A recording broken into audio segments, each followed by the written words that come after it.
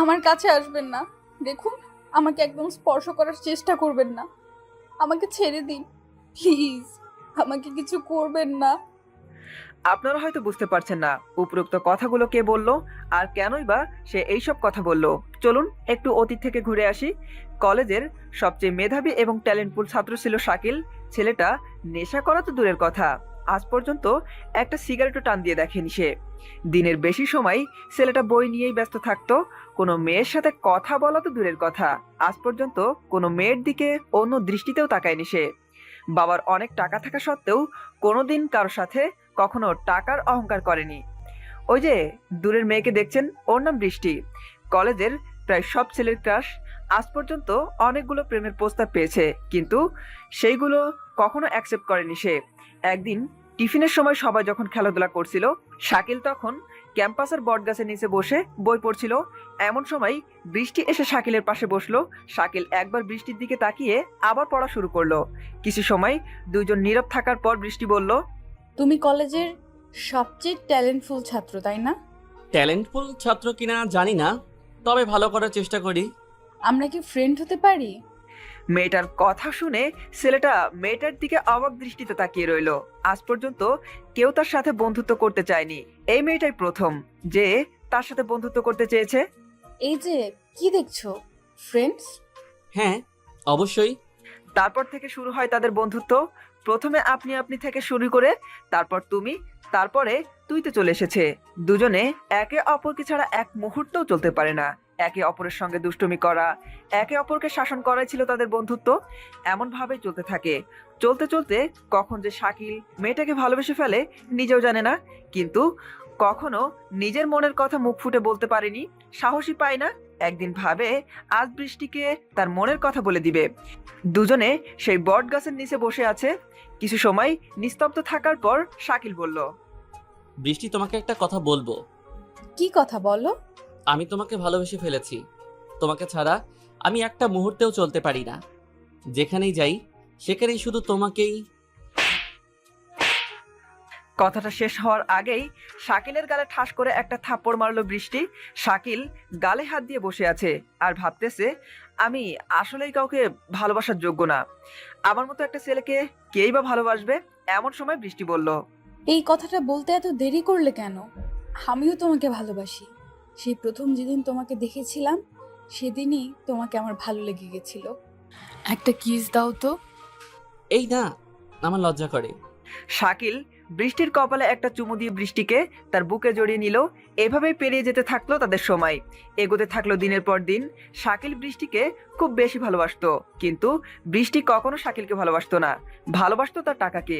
বৃষ্টি প্রতিনিয়ত শাকিলের থেকে টাকা নিত, আর শাকিল সেগুলো বিনা প্রশ্নে বৃষ্টিকে দিত। একদিন শাকিল চোখে মোটা ফ্রেমের চশমা পরে কাঁধে ব্যাগ নিয়ে কলেজের পথে রওনা হলো। কিছু দূর যাওয়ার পর শাকিল যা দেখলো তা দেখার মতো অবস্থা শাকিলের ছিল না। কিছু দূর যাওয়ার পর দেখে বৃষ্টি একটা ছেলের বুকে মাথা রেখে রিকশায় বসে কথা বলতে বলতে চলে যাচ্ছে। শাকিলের পৃথিবীটা পুরো এলোমেলো হয়ে গেল।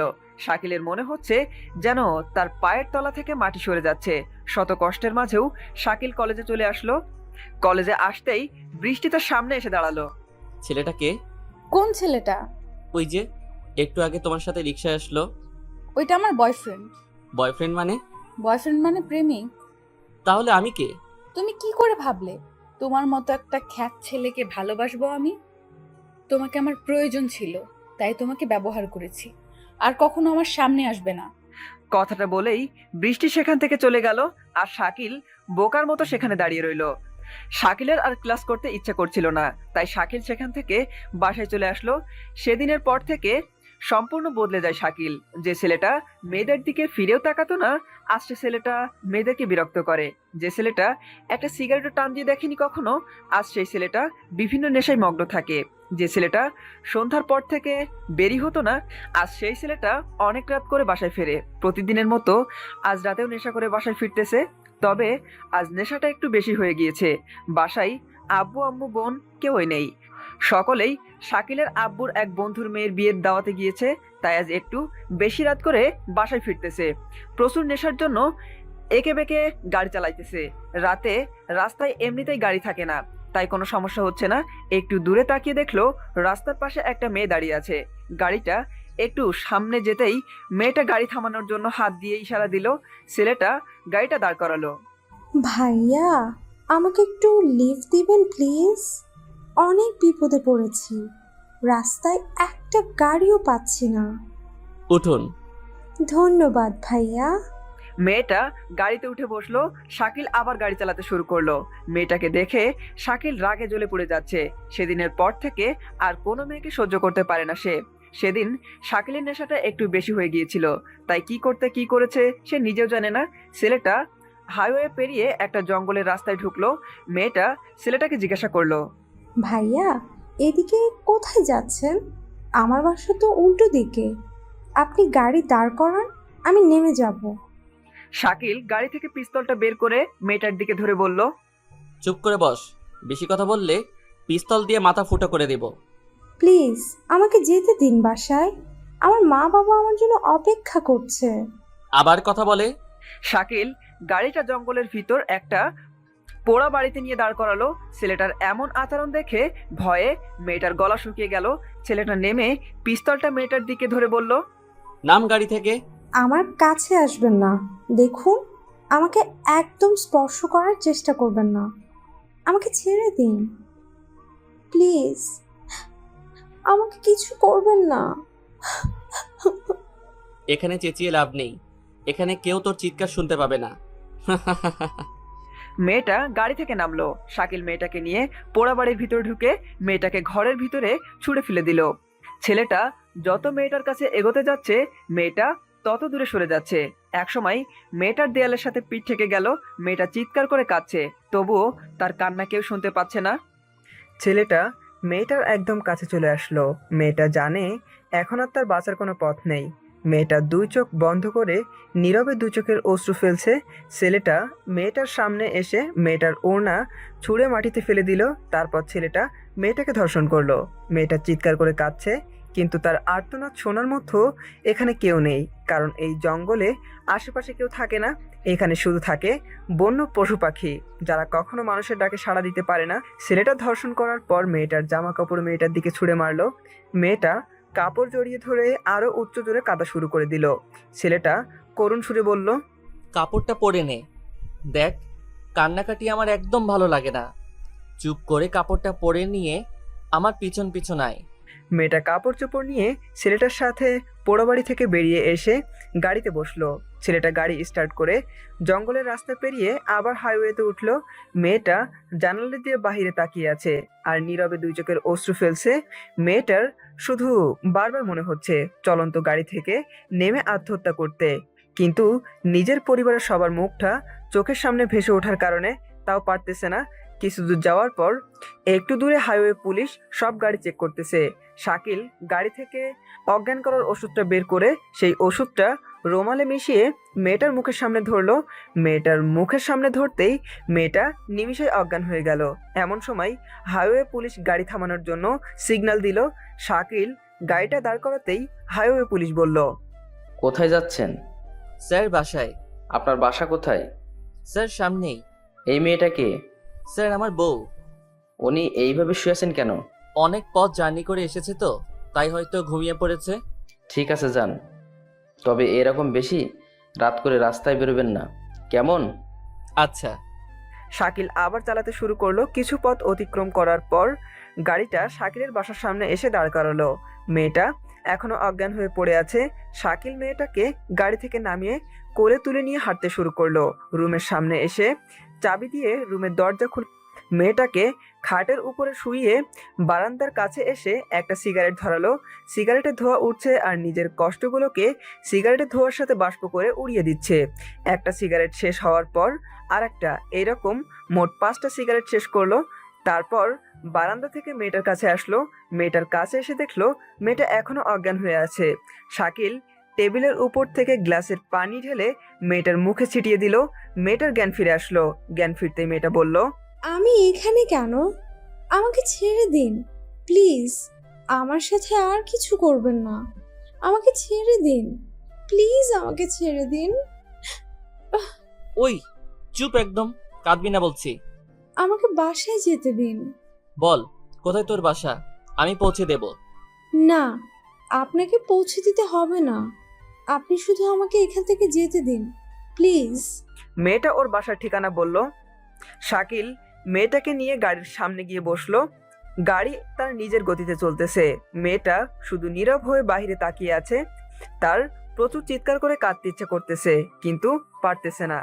দেখতে দেখতে মেয়েটার বাসা চলে আসলো। মেয়েটাকে তার বাসার সামনে নামিয়ে দিয়ে শাকিল বাসায় চলে আসলো। মেয়েটা বাসায় ঢুকতেই বাবা এসে তার সামনে এসে দাঁড়ালো। এতক্ষণ কোথায় ছিলে? মেয়েটা চুপ করে আছে।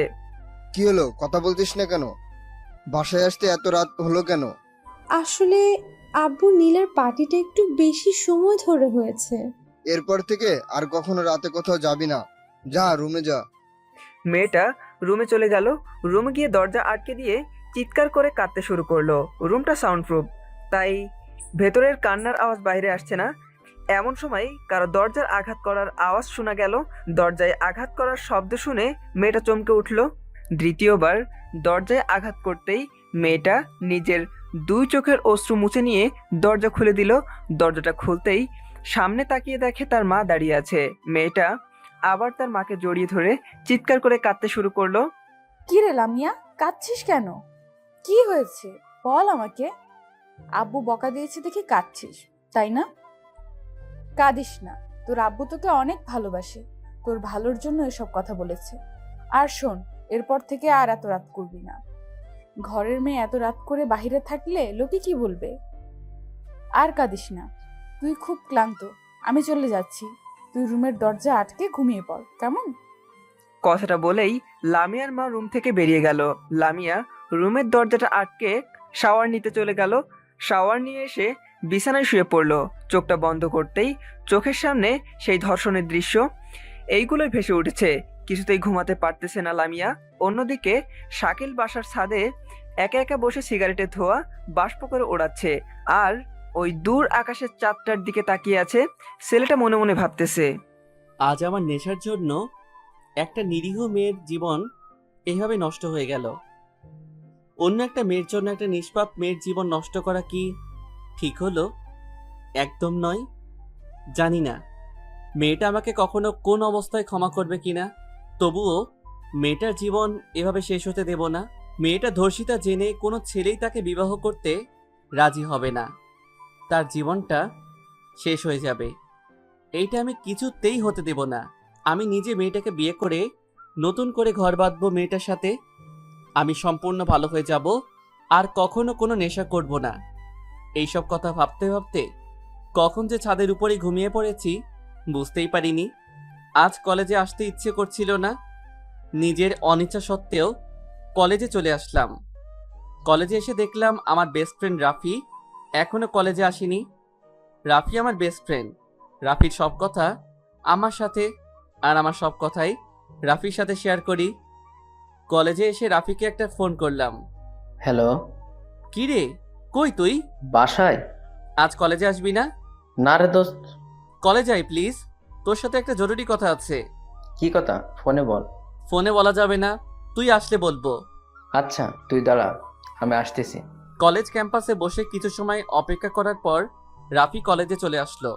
রাফি কলেজে আসতেই আমি রাফিকে ডাক দিলাম, রাফি এদিকে আয়। কি যেন জরুরি কথা বলবি বলছিলি? বলছি, বস এখানে। রাফি আমার পাশে বসলো। দোস্ত, কাল রাতে অনেক বড় একটা অপরাধ করে ফেলছি রে। কি অপরাধ? কাল রাতে আমি রাফিকে সব কথা খুলে বললাম। কথাগুলো শোনার পর রাফি সম্পূর্ণ নিস্তব্ধ হয়ে গেল। কিছু সময় দুজন নীরব থাকার পর রাফি বলল, ছি, তুই আমার বন্ধু হয়ে এসব করতে পারলি? সরি দোস্ত, কাল রাতে নেশাটা এত বেশি হয়ে গিয়েছিল যে কি করতে কি করে ফেলেছি বুঝতেই পারিনি। মেয়েটা কি চিনিস তুই? না রে, শুধুমাত্র ওর বাসার ঠিকানাটা জানি। মেয়েটা ধর্ষিতা জেনে ওকে তো আর কেউ বিয়ে করবে না। তোর জন্য একটা নিষ্পাপ মেয়ের জীবন শেষ হয়ে যাবে। না, এইটা আমি কিছুতেই হতে দেব না। আমি নিজে বিয়ে করব মেয়েটাকে। তাহলে তো অনেক ভালো হবে। আচ্ছা চল বাসায় যাই, আজ আর ক্লাস করব না।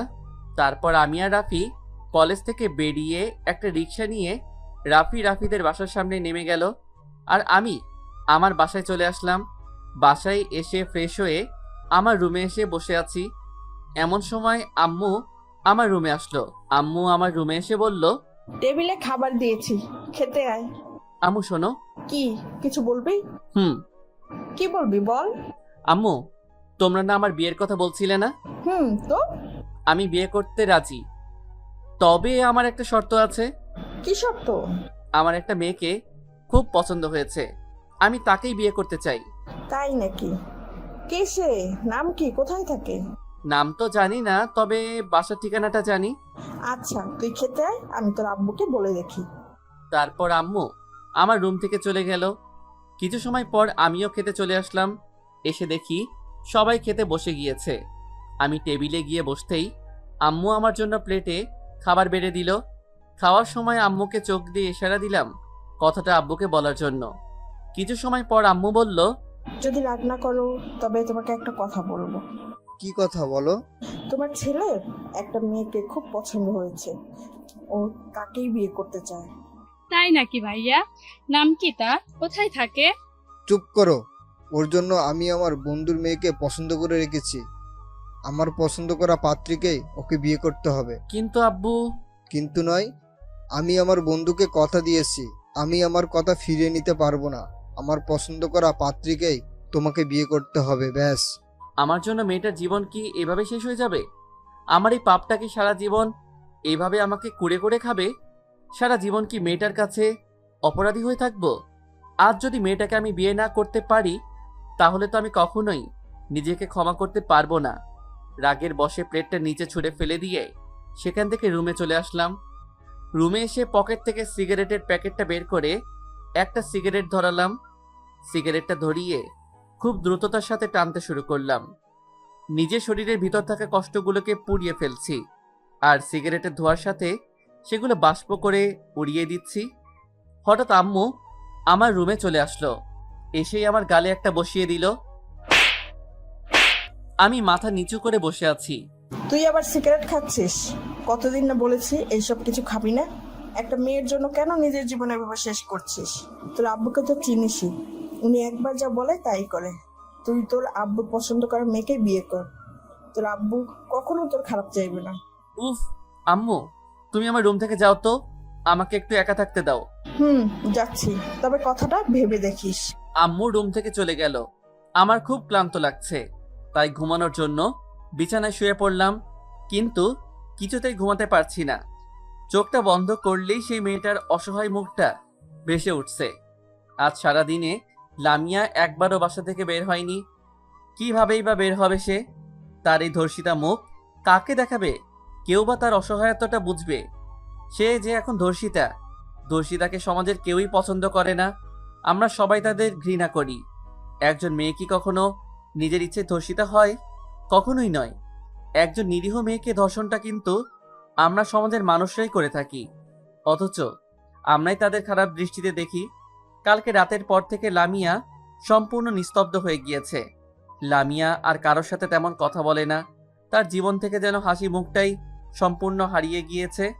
দিনের বেশি সময় সে রুমের ভিতরেই নিস্তব্ধ হয়ে বসে থাকে। একদিন লামিয়া তার রুমে বসে আছে, এমন সময় লামিয়ার বাবা তার রুমে এসে বসলো। লামিয়া, তোকে একটা কথা বলার জন্য আমি এখানে এসেছি। কি কথা আব্বু, বলো। আমি তোর বিয়ের জন্য পাত্র ঠিক করেছি। বিয়ের কথা শুনেই লামিয়ার শরীরটা কেঁপে উঠল। বিয়ে? হ্যাঁ, বিয়ে। কিন্তু আব্বু, আমি তো এখন বিয়ে করব না। কেন? আমি আরো পড়াশোনা করতে চাই, পড়াশোনা করে নিজের পায়ে দাঁড়াতে চাই। হুম, তুই পড়াশোনা করবি কর, তোকে বাধা দিচ্ছে কে? ওদের সাথে আমার কথা হয়েছে, ওরা তোকে বিয়ের পরও পড়াবে।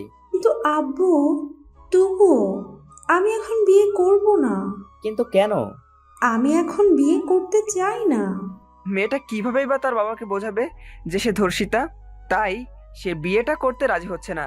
আমি ওদেরকে কথা দিয়েছি, ওরা কালকে তোকে দেখতে আসবে। এর মাঝে কোনো ঝামেলা হোক তা কিন্তু আমি চাই না, কথাটা মনে থাকে যেন।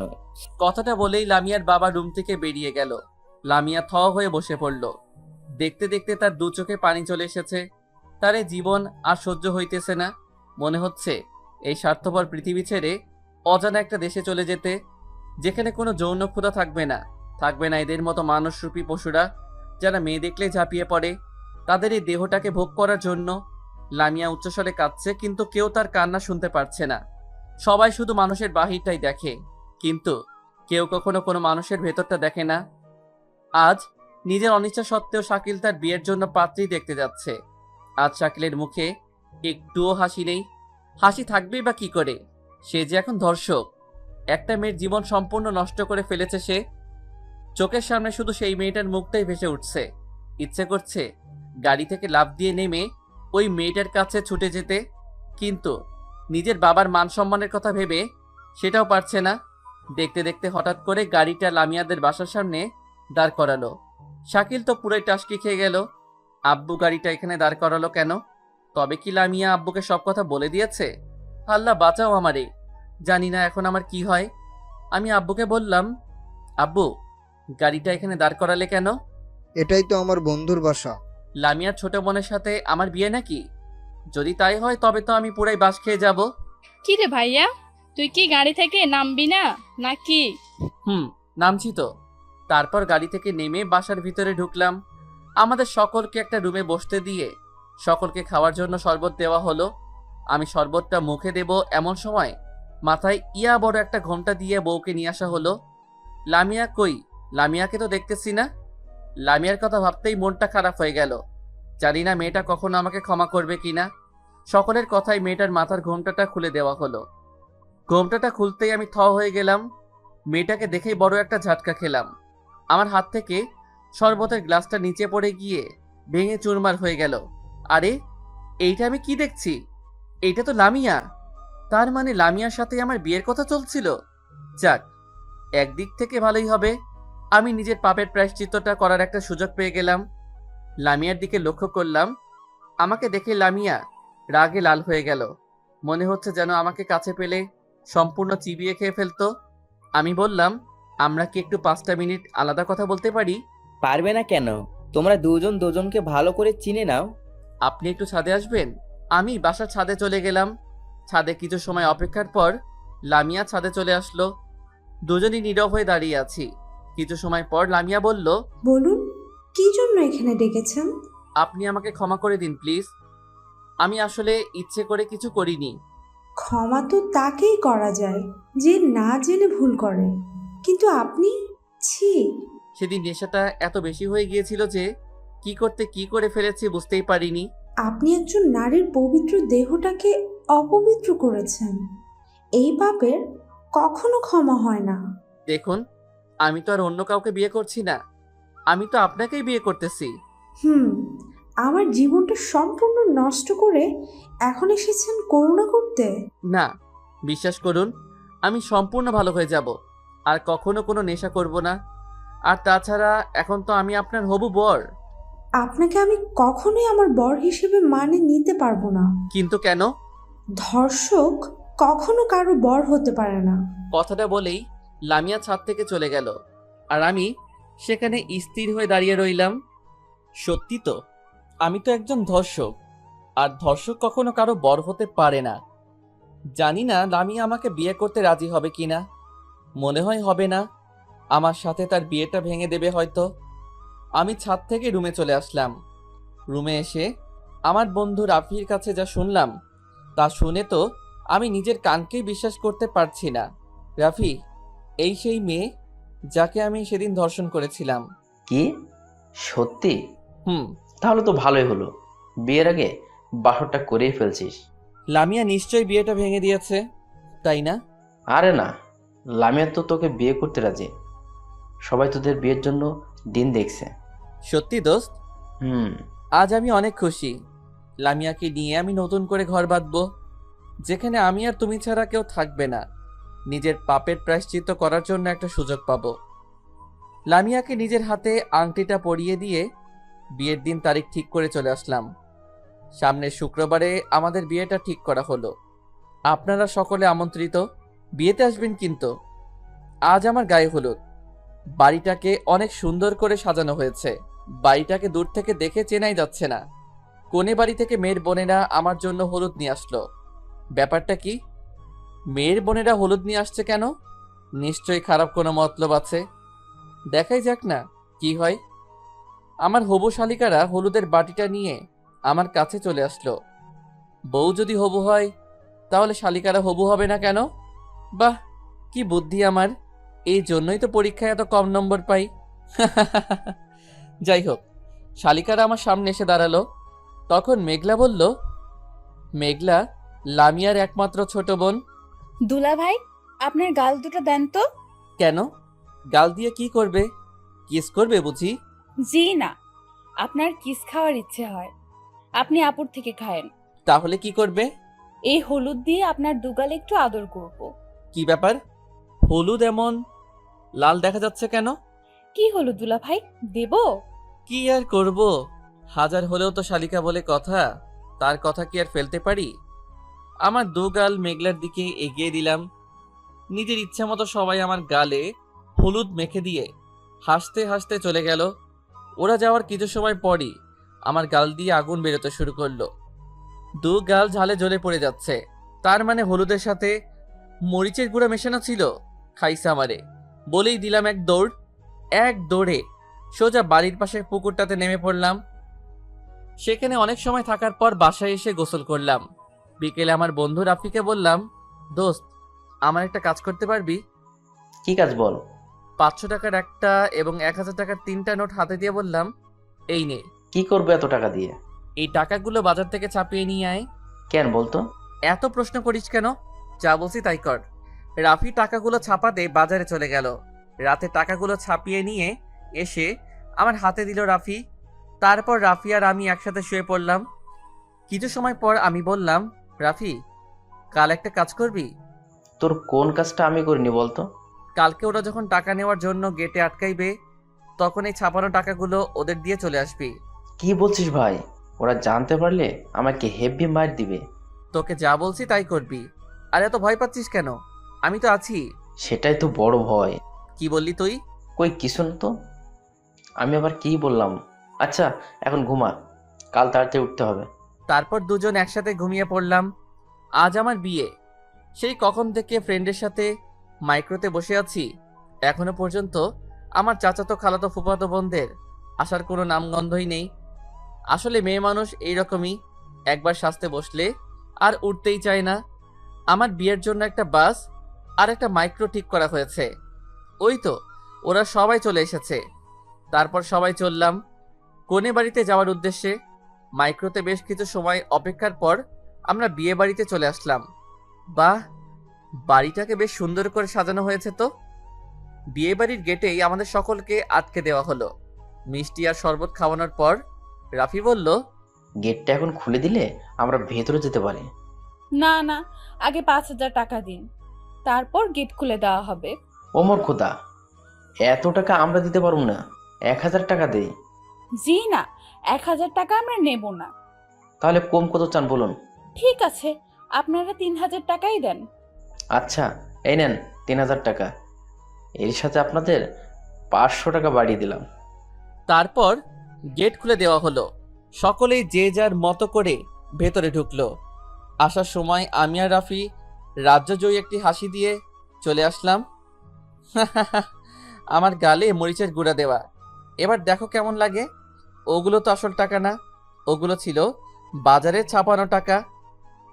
রাতের বেলা দেখে বুঝতে পারিনি কি ঘোলটাই না খাওয়ালাম ওদের। যাই হোক, আমাকে নিয়ে বরের আসনে বসানো হলো। সবাই আমার সাথে যে যার মতো সেলফি তুলছে। মনে হচ্ছে মনে যেন আমি মানুষ না, আমি একটা পোষা বাঘ চিড়িয়াখানা থেকে এখানে চলে এসেছি। তাই সবাই যে যার ইচ্ছা মতো সেলফি তুলেই যাচ্ছে। এদিকে রাফি একা একা একটি টেবিলে বসে আছে আর বারবার শুধু মেঘলাকে বোকা বানানোর কথা ভাবছে আর মনে মনে হাসছে। এমন সময় মেঘলা রাগী লুক নিয়ে রাফির সামনে এসে দাঁড়ালো। মেঘলাকে দেখেই রাফি ভয় দাঁড়িয়ে পড়ল। এইটা কি? কেন টাকা? এইটা টাকা? আমারে বোকা বানানো? দাঁড়ান, দেখাইতেছি মজা। রাফির আর পাইকে কথাটা শেষ হওয়ার আগেই দিছে একটা দৌড়।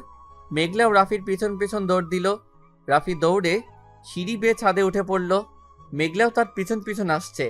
হঠাৎ মেঘলা পা স্লিপ কেটে রাফির উপর পড়ে গেল। রাফি নিচে আর মেঘলা উপরে। দুজন দুজনের দিকে অপলক দৃষ্টিতে তাকিয়ে আছে। এরকম কিছু সময় থাকার পর রাফি বলল, এটা কি হলো? কি হলো? আপনি এভাবে আমার উপর পড়লেন কেন? আমার কি দোষ? পা স্লিপ কাটলো বলেই তো। মেয়ে তো নয়, যেন 3 মনের লবণের বস্তা। কি বললেন? আমি লবণের বস্তা? তা নয় তো কি। তবে রে। বলেই মেঘলা রাফিকে মারতে শুরু করলো। রাফি মেঘলার হাতটা টান দিল। হাতটা টান দিতেই মেঘলার ঠোঁট এসে রাফির ঠোঁটের উপর পড়ল। দুজনেই নীরব হয়ে আছে। কিছু সময় পর মেঘলা রাফির উপর থেকে উঠে মিষ্টি মিষ্টি হাসতে হাসতে চলে গেল। রাফি মেঘলার দিকে অপলক দৃষ্টিতে তাকিয়ে আছে আর ওর চলে যাওয়া দেখছে। মেঘলা চলে যাওয়ার পর রাফি তার পকেটে হাত দিতেই হা হয়ে গেল। রাফি পকেটে হাত দিয়ে দেখলো ওর মানিব্যাগ নেই।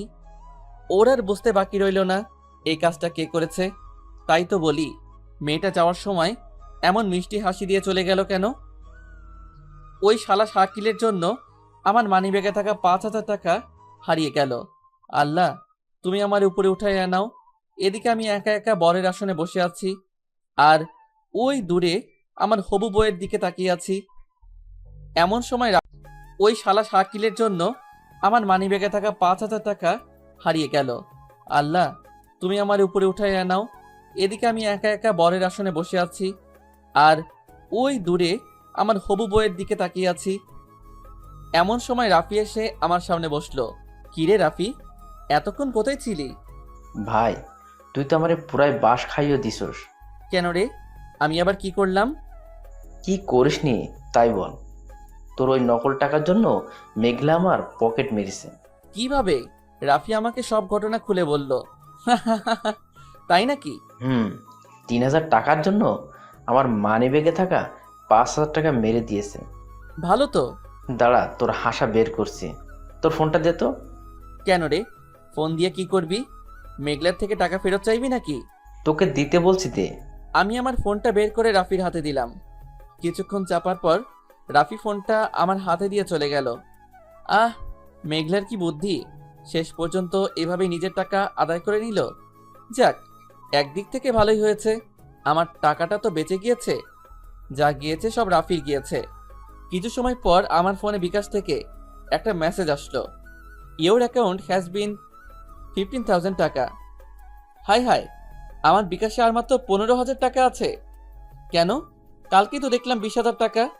তার মানে রাফি আমার থেকে 5,000 টাকা ওর বিকাশে মেরে দিয়েছে। রাফি আমার বিকাশের পাসওয়ার্ড পূর্বে থেকে জানতো, তাই ওর টাকা ওয়েট করতে কোনো সমস্যা হয়নি। তাই তো বলি, রাফি আমার ফোন নিয়ে এতক্ষণ চাপতেছিল কেন? এবার আমি কি করি? সব টাকা শেষ পর্যন্ত আমার থেকে চলে গেল। আল্লাহ রে আল্লাহ, আমার মাইরা হালা, আমার 5,000 টাকাই জলে চলে গেল। তারপর আমাদের বিয়েটা সম্পূর্ণ হয়ে গেল। আমরা বউ নিয়ে বাসায় চলে আসলাম। বাসায় এসে বউকে বাসর ঘরে রেখে এসে বন্ধুদের সাথে বসে আড্ডা দিতেছি। বন্ধুদের সাথে আড্ডা দিতে দিতে অনেকটা সময় পেরিয়ে গেল। এদিকে আমার বন্ধুরা আমাকে ছাড়ছেই না। বাসর ঘরে কখন থেকে বউ আমার জন্য অপেক্ষা করছে আর এরা তো বুঝতেই চাচ্ছে না। আমি আমার বন্ধুদের বললাম, দোস্ত তোরা থাক, আমাকে এখন রুমে যেতে হবে।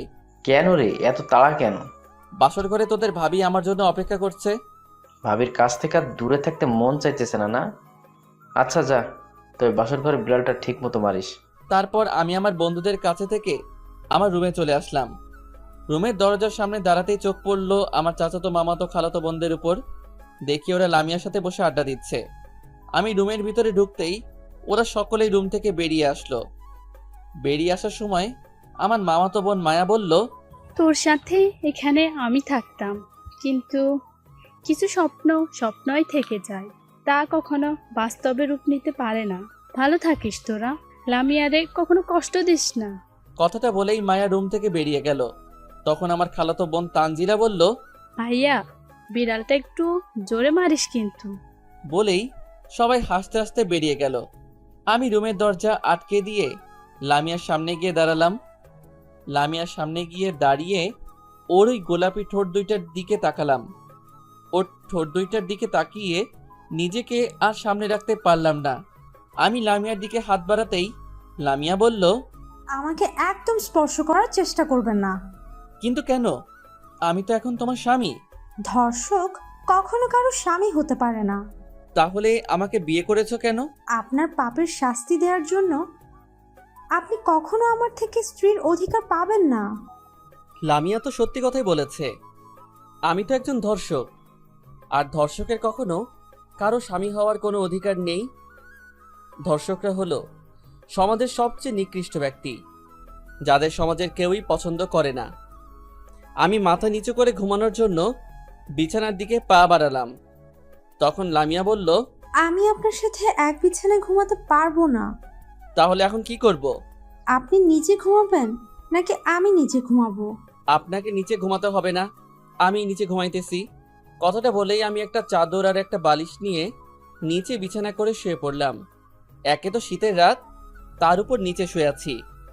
বুঝতেই তো পারছেন এখন আমি কি অবস্থায় আছি। এরকম করে থাকতে থাকতে কখন যে ঘুমিয়ে পড়েছি বুঝতেই পারিনি। সকালে ঘুম থেকে উঠে দেখি আমার উপর একটা কাঁথা আর একটা কম্বল জড়ানো। কি ব্যাপার, এই কাঁথা আর কম্বল কোথায় থেকে আসলো? এমন সময় লামিয়া আমার রুমে আসলো। রাতে শীতে আপনি শিউরে উঠেছিলেন, তাই ওগুলো আমি আপনার উপর দিয়েছি। লামিয়াকে দেখতে এখন অনেক সুন্দর লাগছে। ওর এই এলোমেলো চুলগুলোতে হাত বুলিয়ে দিতে খুব ইচ্ছে করছে, কিন্তু কি বা করব, ইচ্ছা থাকলে উপায় নেই। আমি অপলক দৃষ্টিতে লামিয়ার দিকে তাকিয়ে আছি। তখন লামিয়া বলল, এমন করে কি দেখছেন? তাড়াতাড়ি উঠে ফ্রেশ হয়ে খেতে আসেন। তুমি যাও, আমি আসতেছি। লামিয়া রুম থেকে বেরিয়ে যাচ্ছে। হঠাৎ করে লামিয়া পা স্লিপ কেটে মাটিতে পড়ে গেল। আমি লামিয়ার সামনে গিয়ে ওকে ওঠানোর জন্য আমার হাত বাড়িয়ে দিলাম। আমাকে আপনি স্পর্শ করবেন না, আমি একাই উঠতে পারবো। দেখো, সব সময় এমন জেদ করা ভালো না। কোনটা ভালো আর কোনটা খারাপ তা আমার একজন ধর্ষকের কাছ থেকে শিখতে হবে না।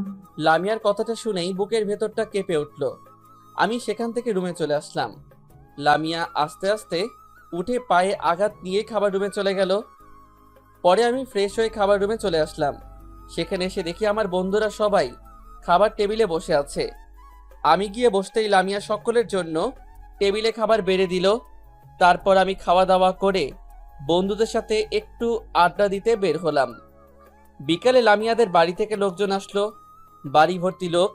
আমার লোকজনের কোলাহল তেমন একটা ভালো লাগে না, তাই একটু ফাঁকে নীরব হয়ে বসে আছি। এমন সময় আব্বু আমাকে ডাক দিল। শাকিল, এদিকে আয়।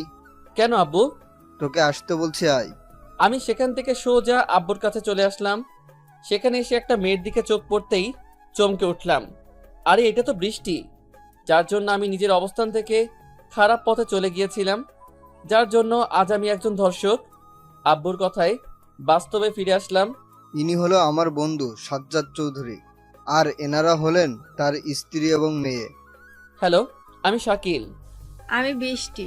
বাবা, আমরা একটু ফাঁকে গিয়ে কথা বলি। আচ্ছা, যাও। আমি বৃষ্টিকে নিয়ে আমার রুমে চলে আসলাম। সেখানে দুজন নীরব হয়ে বসে আছি।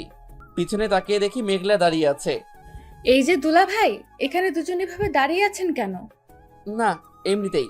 সকলে আপনাদের জন্য অপেক্ষা করছে, আর আপনারা এখানে দাঁড়িয়ে আছেন। তুমি যাও, আমরা আসতেছি। মেঘলা ছাদ থেকে নিচে নেমে গেল। লামিয়া এখনো ওই নীল আকাশটার দিকে তাকিয়ে আছে আর নীরব হয়ে কি যেন ভেবেই চলেছে। লামিয়ার নীরবতা ভেঙে আমি বললাম, চলো এবার আমাদের রুমে যেতে হবে। চলুন। তারপর আমি আর লামিয়া ছাদ থেকে নেমে রুমে চলে আসলাম। বিকেলে আমাদের লামিয়াদের বাসায় নিয়ে আসা হলো। এইটা বিয়ে বাড়ির একটা নিয়ম। বিয়ের পরের দিন মেয়ে বাড়ি থেকে লোকজন এসে স্বামী স্ত্রী এবং ছেলের বন্ধুদের মেয়ের বাড়িতে নিয়ে আসা। আমাদের সময়ও তার কোনো ব্যতিক্রম হয়নি। আমি এবং আমার কিছু বন্ধু সহকারে আমাদের লামিয়াদের বাড়িতে নিয়ে আসা হয়েছে। রাতে খাওয়া দাওয়া করার জন্য খাবার টেবিলে চলে আসলাম। আমি গিয়ে বসার কিছু সময় পর আমার সব বন্ধুরা সেখানে বসলো। মেঘলা আমাদের সবার জন্য টেবিলে শরবত বেড়ে দিল। কি ব্যাপার, এখন শরবত দিচ্ছে কেন? আর ওদের সবার শরবতের চেয়ে আমার শরবত এত লালই বা হয়ে আছে কেন? ডাল মে কুছ কালা হ্যায়। আমি বললাম, কি ব্যাপার, এখন শরবত দিচ্ছ কেন? এইটা আমাদের বাড়ির নিয়ম দুলা ভাই। খাবার খাওয়ার আগে পূর্বে শরবত খেতে হয়। আচ্ছা, আমার শরবত এমন লাল হয়ে আছে কেন? আপনি তো আমাদের বাড়ির জামাই, তাই আপনার শরবতে একটু সবকিছু বেশি দেওয়া হয়েছে। তুমি তো আমার একমাত্র শালিকা, তাই আমি যেটা খাবো তোমাকে সাথে নিয়ে খাবো। তুমি প্রথমে খাও, তারপর আমি খাইতেছি। না দুলা ভাই, ওইটা আমার খাওয়া যাবে না। কেন? ডাক্তারের নিষেধ আছে, আমার কোনো শরবত খাওয়া যাবে না। আপনি খান। মেঘলা এত করে বলছে, খা না ভাই। এই শরবতের ভিতর কোনো না কোনো সমস্যা তো নিশ্চয়ই আছে, তাই তো মেঘলা নিজে খেতে চাইছে না। রাফি, তোর মেঘলার পক্ষ নিয়ে বের করছি, দাঁড়া। পরীক্ষাটা আমি তোকে দিয়েই করব। রাফি, বল। আজ পর্যন্ত কি আমি কোনো কিছু তোকে ছাড়া খেয়েছি? না রে ভাই, তোরটা আমি খেয়েছি আর আমারটা তুই। তাহলে এখনো তার ব্যতিক্রম হবে কেন?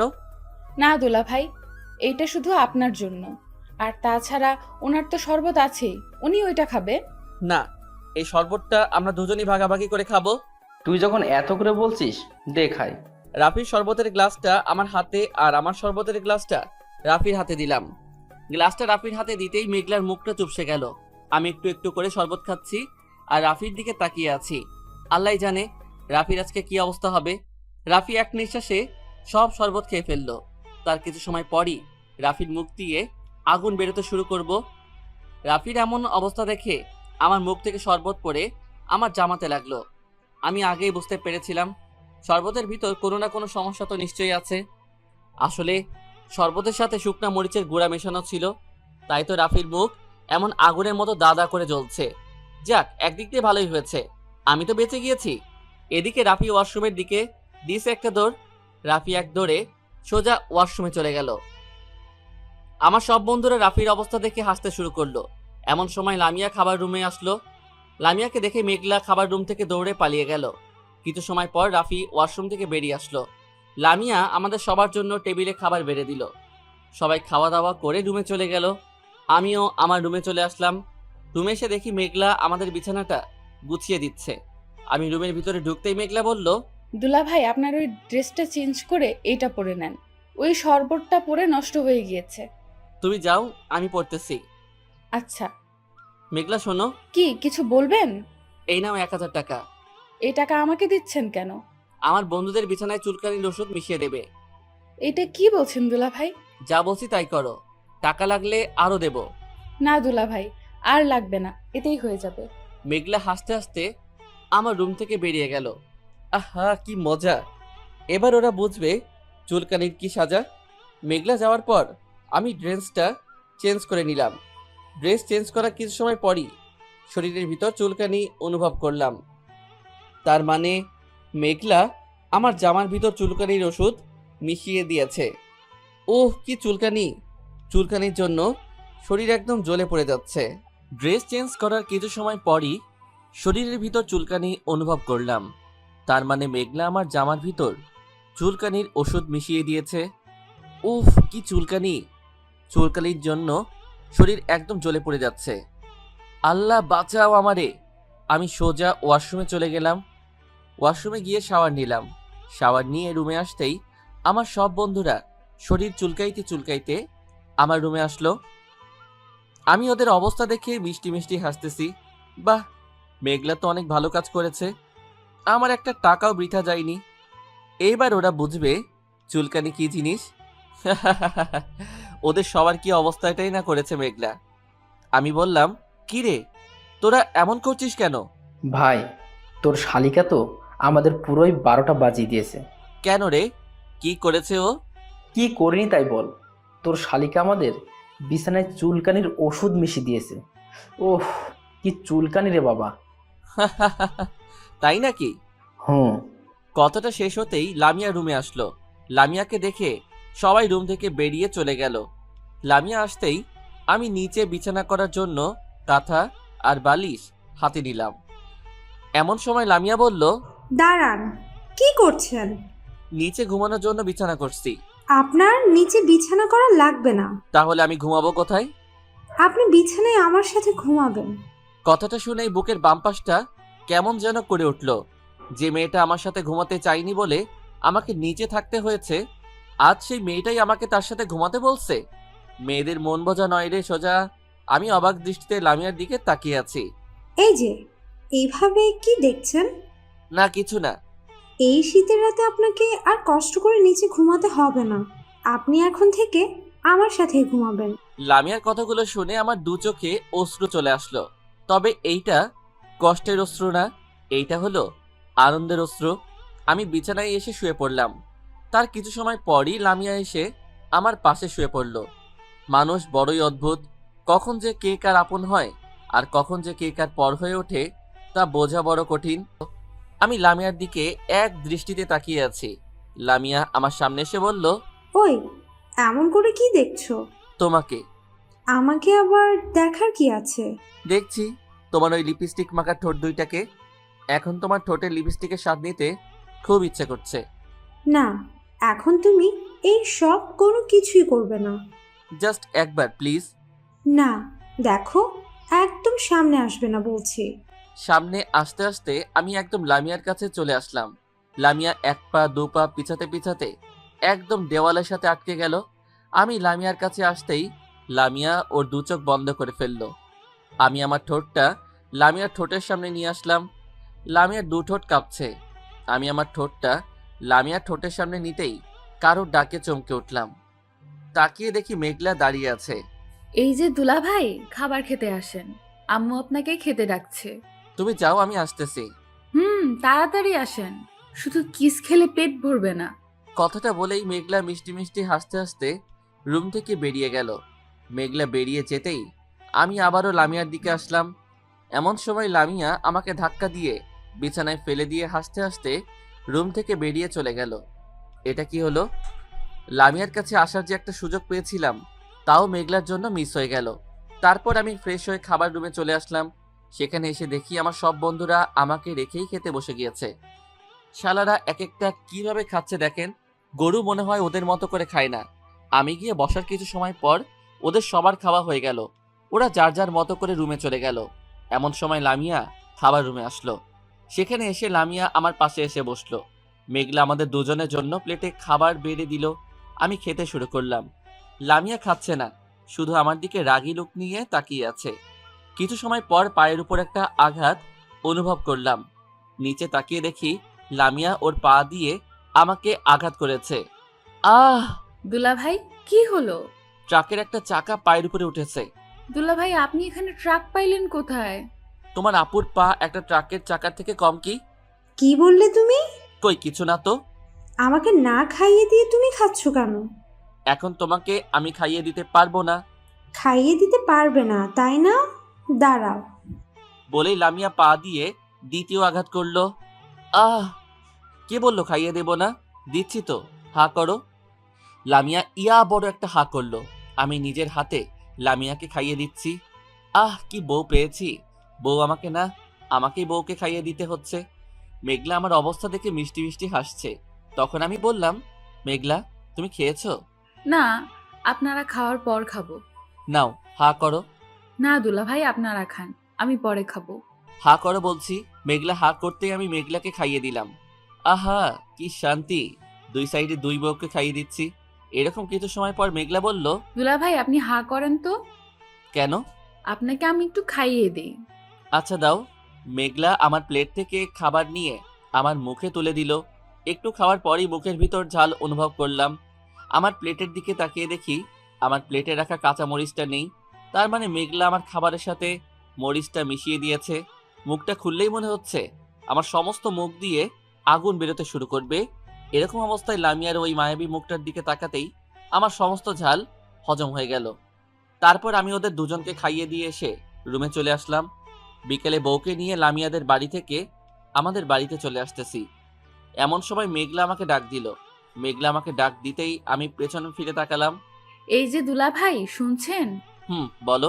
আপনার বন্ধু রাফির ফোন নাম্বারটা একটু দেন তো। কেন? এমনি দেন না প্লিজ। আচ্ছা নাও, 017249046। ধন্যবাদ। শালিকা, তুমি আমারে অনেক জ্বালাইয়াছো। এবার বুঝবে জ্বালানো কাকে বলে। ওইটা তো রাফির নাম্বার না। রাফির নাম্বারের পরিবর্তে আমার নাম্বার দিয়ে দিয়েছি। আমাকে মরিচ খাওয়ানো, এবার বুঝবে কোন মরিচে কত ঝাল।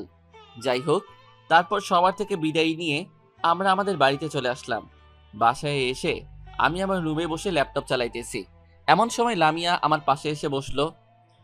কিছু সময় পর লামিয়া বলল, এই যে শোনো। কিছু বলবে? আচ্ছা বলো, কি বলবে? চলো না একটু ছাদ থেকে ঘুরে আসি। তুমি যাও, আমি যাব না। চলো না, প্লিজ প্লিজ প্লিজ। আচ্ছা চলো। তারপর আমি লামিয়াকে নিয়ে ছাদে যাওয়ার উদ্দেশ্যে রওনা হলাম। ছাদে সিঁড়ির সামনে আসতেই লামিয়া দাঁড়িয়ে পড়ল। আমি সিঁড়ি বেয়ে উপরে উঠতে পারবো না। তাহলে আমি কি করব? আমাকে কোলে তুলে নিয়ে উপরে নিয়ে যাও। আমি পারবো না। আর তাছাড়া অন্যরা দেখলে কি বলবে? তুমি আমাকে কোলে তুলে নেবে না, তাই তো? হুম। আচ্ছা যাও, নিতে হবে না। আমাকে কোলে তুলে নেবে কেন? আমি তোমার কে হই? আমি তো তোমার কেউ হই না। ওই বৃষ্টি তো তোমার সব। ওই চুপ, আর কখনো এসব কথা বলবে না।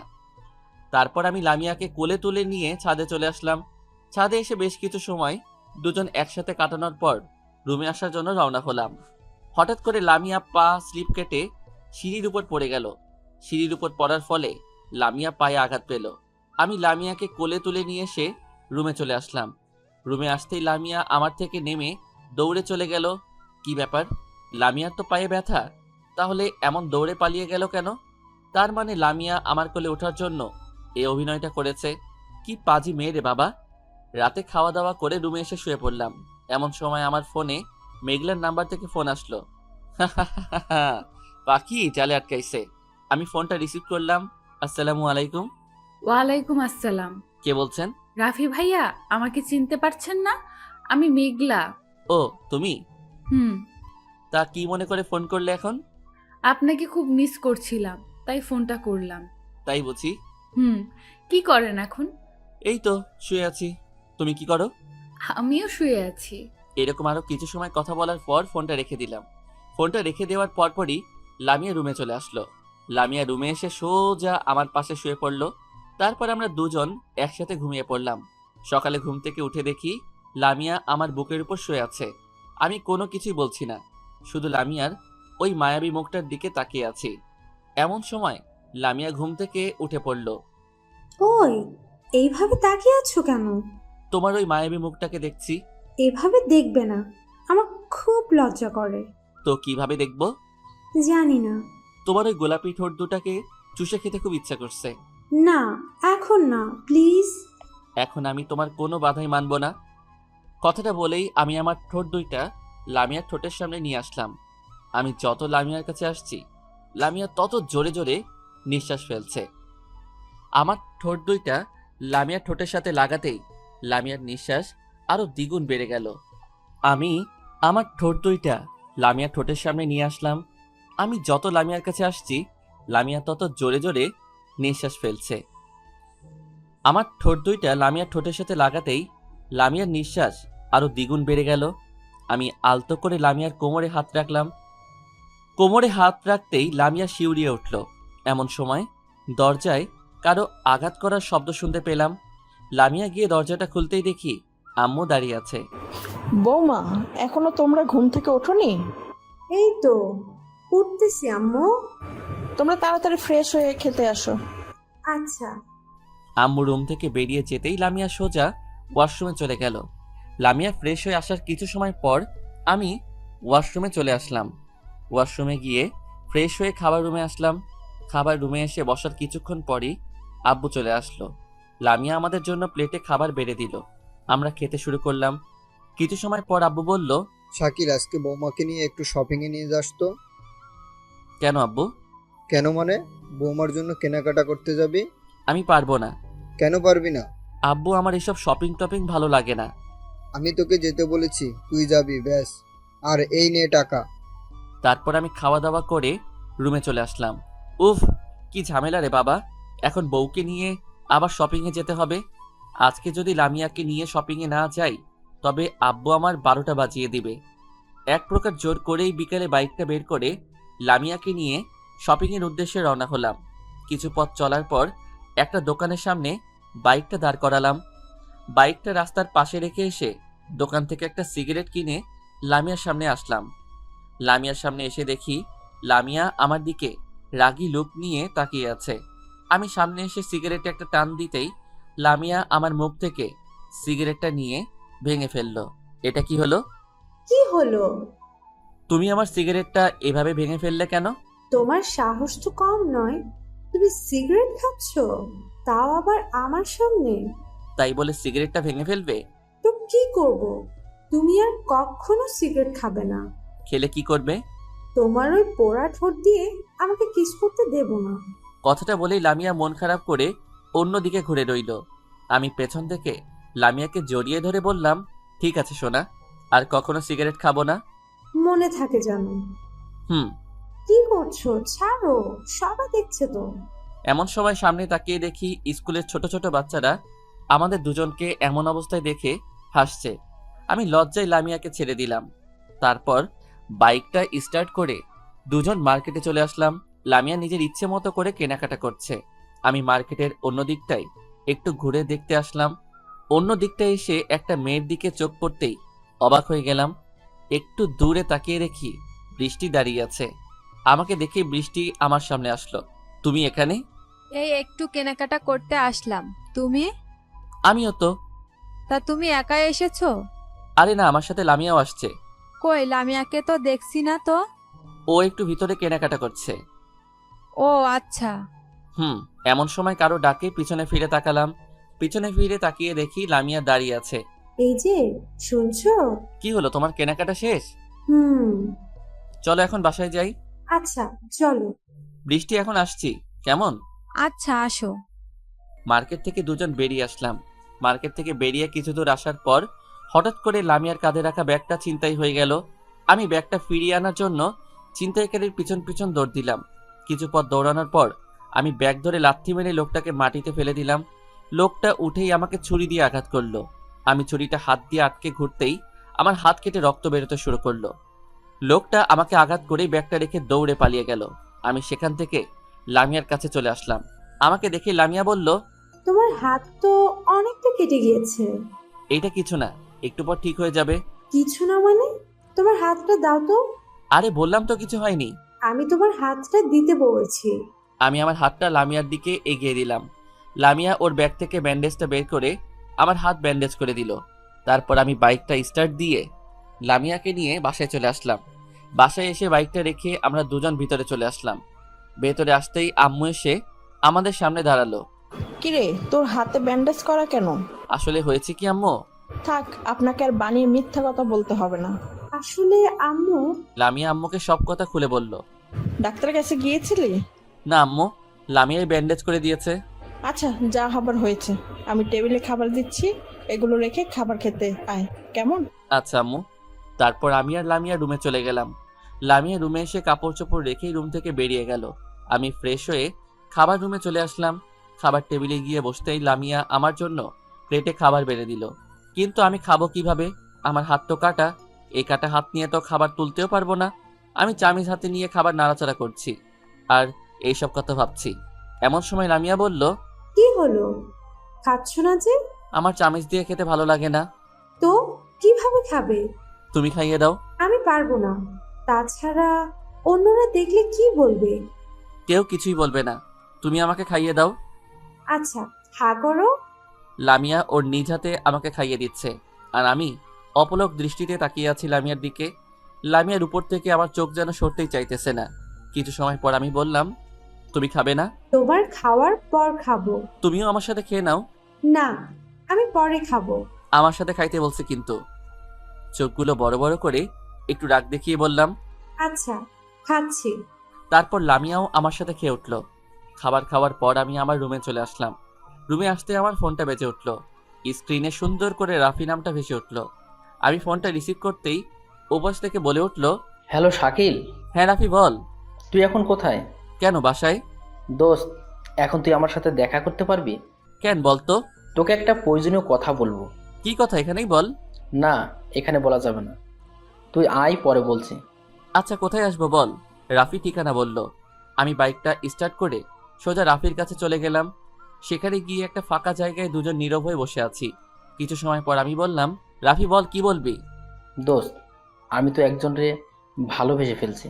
সত্যি নাকি দোস্ত? হুম। কারে? তোর শালিকা মেঘলারে। কি বলছিস ভাই? হ্যাঁ, আমি ঠিকই বলছি। আমি মেঘলাকে ভালোবেসে ফেলেছি। সেই প্রথম যেদিন ওকে দেখেছিলাম, সেদিনই মেঘলার প্রতি আমার ভালো লাগা কাজ করতে শুরু করছিল। এমন সময় মেঘলার নাম্বার থেকে আমার নাম্বারে ফোন আসলো। আমি ফোনটা রিসিভ করলাম। ভাইয়া কেমন আছেন? আমি ভালো আছি, তুমি কেমন আছো? আমিও ভালো আছি। তা কি করেন এখন? এই তো শুয়ে আছি। রাফি ভাইয়া, আপনাকে একটা কথা বলবো, রাগ করবেন না তো? কি কথা বলো? আগে বলেন, রাগ করবেন না? না, করব না, বলো। আমি আসলে আমি আসলে আপনাকে ভালোবেসে ফেলেছি। I love you. হোয়াট? কি বলছো এইসব? হ্যাঁ ভাইয়া, আমি ঠিকই বলছি। সেই প্রথম যেদিন আমি আপনাকে দেখেছি, সেই দিনই আমি আপনার প্রেমে পড়ে গিয়েছি। কিন্তু আমি তো তোমাকে ভালোবাসি না। আমার দোষটা কি জানতে পারি? তোমার কোনো দোষই নেই। আমি আসলে অন্য একটা মেয়েকে ভালোবাসি। কাকে? নাম কি তার? নাম তো বলা যাবে না। কালকে আমি পার্কে ওকে নিয়ে উত্তরের একটা বেঞ্চে বসে থাকবো, তখন তুমি এসে দেখে নিও, কেমন? ঠিক আছে, আমিও দেখতে চাই সে আমার থেকে কতটা সুন্দরী। কথাটা বলেই মেঘলা ফোনটা কেটে দিল। আমার জামাতে চুলকানির ওষুধ মিশিয়ে দেওয়া, এবার বোঝো কেমন লাগে। মেঘলা, তুমি শের হলে আমি শোয়া শের। এর কিছু সময় পরই লামিয়া রুমে চলে আসলো। লামিয়া রুমে এসে সোজা আমার পাশে শুয়ে পড়ল। লামিয়া এত সুন্দর করে ঠোঁটে লিপস্টিক দিয়ে রাখে যে আমার শুধু লামিয়ার ঠোঁটের লিপস্টিকের স্বাদ নিতে ইচ্ছে করে। লামিয়ার লিপস্টিকের স্বাদ নিতে আমি আমার ঠোঁট দুইটা লামিয়ার ঠোঁটের সামনে নিয়ে আসলাম। আমার ঠোঁট দুইটা লামিয়ার ঠোঁটের সামনে নিয়ে আসতেই লামিয়া ওর হাতটা আমার মুখের উপর রেখে বাধা সৃষ্টি করলো। আমি লামিয়ার হাতটা সরিয়ে দিয়ে ওর ঠোঁটের সাথে আমার ঠোঁট লাগিয়ে কিস করতে শুরু করলাম। লামিয়া কেমন যেন উন্মুক্ত হয়ে গেল। তারপর আমি লামিয়ার বুকের উপর থেকে ওর ওড়নাটা সরিয়ে ফেললাম। ওড়নাটা সরাতেই লামিয়া আমাকে শক্ত করে জড়িয়ে ধরল। আমিও লামিয়াকে আমার বুকের মাঝে জড়িয়ে নিলাম। তারপর কি হলো তা আপনাদের না জানলেও চলবে। সকালে কারো চুলের পানি চোখে পড়ায় ঘুমটা ভেঙে গেল। চোখটা খুলে সামনে তাকিয়ে দেখি লামিয়া এইমাত্র গোসল করে এসেছে। লামিয়াকে দেখতে এখন অনেক মায়াবী লাগছে। আমার সামনে দাঁড়িয়ে ওর এই ভেজা চুলগুলোর পানি আমার চোখের উপর দিচ্ছে আর মিষ্টি মিষ্টি হাসছে। আমি বললাম, ওই, এটা কি করছো? কি করলাম? তোমার ভেজা চুলের পানি আমার চোখের উপর দিচ্ছ কেন? আমার ইচ্ছে হয়েছে তাই দিয়েছি। তাছাড়া এত বেলা হয়েছে, তাও ঘুম থেকে উঠছো না কেন? আর একটু ঘুমাই না? না, আর একটু ঘুমানো যাবে না।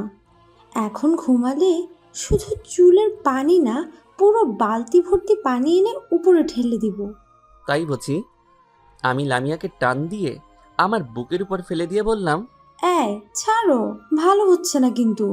কি ভালো হচ্ছে না শুনি? আমার ঠোঁট দুইটা লামিয়ার দিকে এগিয়ে নিতে নিতে বললাম, এই না, প্লিজ, এখন এইসব কিচ্ছু করো না। আমি এইমাত্র গোসল করে এসেছি। এখন তো আমি তোমার কোনো কথাই শুনবো না। আম্মু! কথাটা শুনেই আমি লামিয়াকে ছেড়ে দিলাম। লামিয়া আমার উপর থেকে উঠে দৌড়ে পালিয়ে গেল। কোথায় আম্মু? রুমের ভিতর কোথাও তো আম্মুকে দেখছি না। তার মানে লামিয়া আমাকে বোকা বানিয়েছে। তাই তো বলি, আম্মুর কথা বলেই এমন করে দৌড়ে পালিয়ে গেল কেন? উফ, আর একটু হলেই লামিয়ার ঠোঁটে লিপস্টিকের স্বাদ নিতাম, কিন্তু সেই সৌভাগ্য আর হয়ে উঠল না। আমি ফোনটা হাতে নিয়ে রাফিকে একটা ফোন করলাম। বেশ কয়েকবার রিং হওয়ার পর রাফি ফোনটা রিসিভ করলো। হ্যালো রাফি, হ্যাঁ বল। আজকে 10টায় কলেজ ক্যাম্পাসে আসতে পারবি? কেন বলতো? আসতে বলছি, আসবি। আচ্ছা। আমি ফোনটা রেখে দিলাম। তারপর বিছানা থেকে উঠে ফ্রেশ হয়ে খাওয়া দাওয়া করে বাইকটা নিয়ে সোজা কলেজ ক্যাম্পাসে চলে আসলাম। কলেজ ক্যাম্পাসে এসে দেখি রাফি ক্যাম্পাসের বটগাছটার নিচে বসে আছে। আমি বাইকের উপর থেকেই রাফিকে ডাক দিলাম, রাফি এদিকে আয়। কি বলবি বল। চল বাইকে ওঠ। কেন? তোকে উঠতে বলছি, ওঠ। রাফি বাইকে উঠে বসলো। আমি বাইকটা স্টার্ট দিয়ে পাড়ার লোকাল রাস্তা পেরিয়ে মেইন রাস্তায় উঠলাম। মেইন রাস্তা থেকে সোজা পার্কে চলে আসলাম। পার্কে এসে রাফিকে নিয়ে উত্তরের একটি বেঞ্চে বসলাম। বসে কিছু সময় অপেক্ষা করার পর আমি মেঘলাকে ফোন করলাম। হ্যালো মেঘলা, তুমি কোথায়? এই তো আমি পার্কের উত্তর দিকে আসছি। রাফি ভাইয়া, আমি আপনাকে দেখতে পেয়েছি। কথাটা বলেই মেঘলা ফোনটা রেখে দিয়ে সোজা আমাদের সামনে এসে দাঁড়ালো। আমাকে দেখে মেঘলা আর মেঘলাকে দেখে রাফি অবাক হয়ে গেল। আমি বললাম, এই যে শালিকা, এইভাবে কি দেখছো? মানে দুলা ভাই, আপনি এখানে? আমার বন্ধুর সাথে প্রেম করবে আর আমি থাকবো না? না দুলা ভাই, আপনি ভুল বুঝছেন। সে আসলে আমাকে না, অন্য একজনকে ভালোবাসে। হাসছেন কেন দুলা ভাই? ওইটা রাফির নাম্বার না, ওইটা আমার নাম্বার। আপনার নাম্বার? হ্যাঁ, আমার নাম্বার। তোমার সাথে এতদিন আমি মজা করেছি। রাফি অন্য মেয়েকে না, রাফি শুধু তোমাকে ভালোবাসে। কিন্তু আমি তো এখন ওনাকে ভালোবাসি না। কেন? দেখেন না দুলা ভাই, এখন পর্যন্ত আমাকে প্রপোজই করতে পারলো না, আর বলে কিনা ভালোবাসি। এদিকে রাফির দিকে তাকিয়ে দেখি রাফি আমাদের কথা শুনে অবাক দৃষ্টিতে তাকিয়ে আছে আমাদের দিকে। আমি এদিক ওদিক তাকিয়ে কোথাও ফুলের দোকান দেখতে পেলাম না। অবশেষে পাশের বাগান থেকে বাঁশের পাতা নিয়ে এসে রাফির হাতে দিয়ে বললাম, এই নে ধর। কি করবে এগুলো দিয়ে? কি করবি মানে? মেঘলারে প্রপোজ করবি? শেষ পর্যন্ত এই বাঁশের পাতা দিয়ে প্রপোজ করব? করবি। নে ধর। মেঘলার দিকে তাকিয়ে দেখলাম মেঘলা মিষ্টি মিষ্টি হাসছে। রাফি বাঁশের পাতাগুলো হাতে নিয়ে হাঁটু ভাঁজ করে বাঁশের পাতাগুলো মেঘলার দিকে এগিয়ে দিয়ে মেঘলাকে প্রপোজ করবে। মেঘলাও সেটা অ্যাকসেপ্ট করতে সময় নিল না। শুরু হলো ওদের নতুন পথ চলা।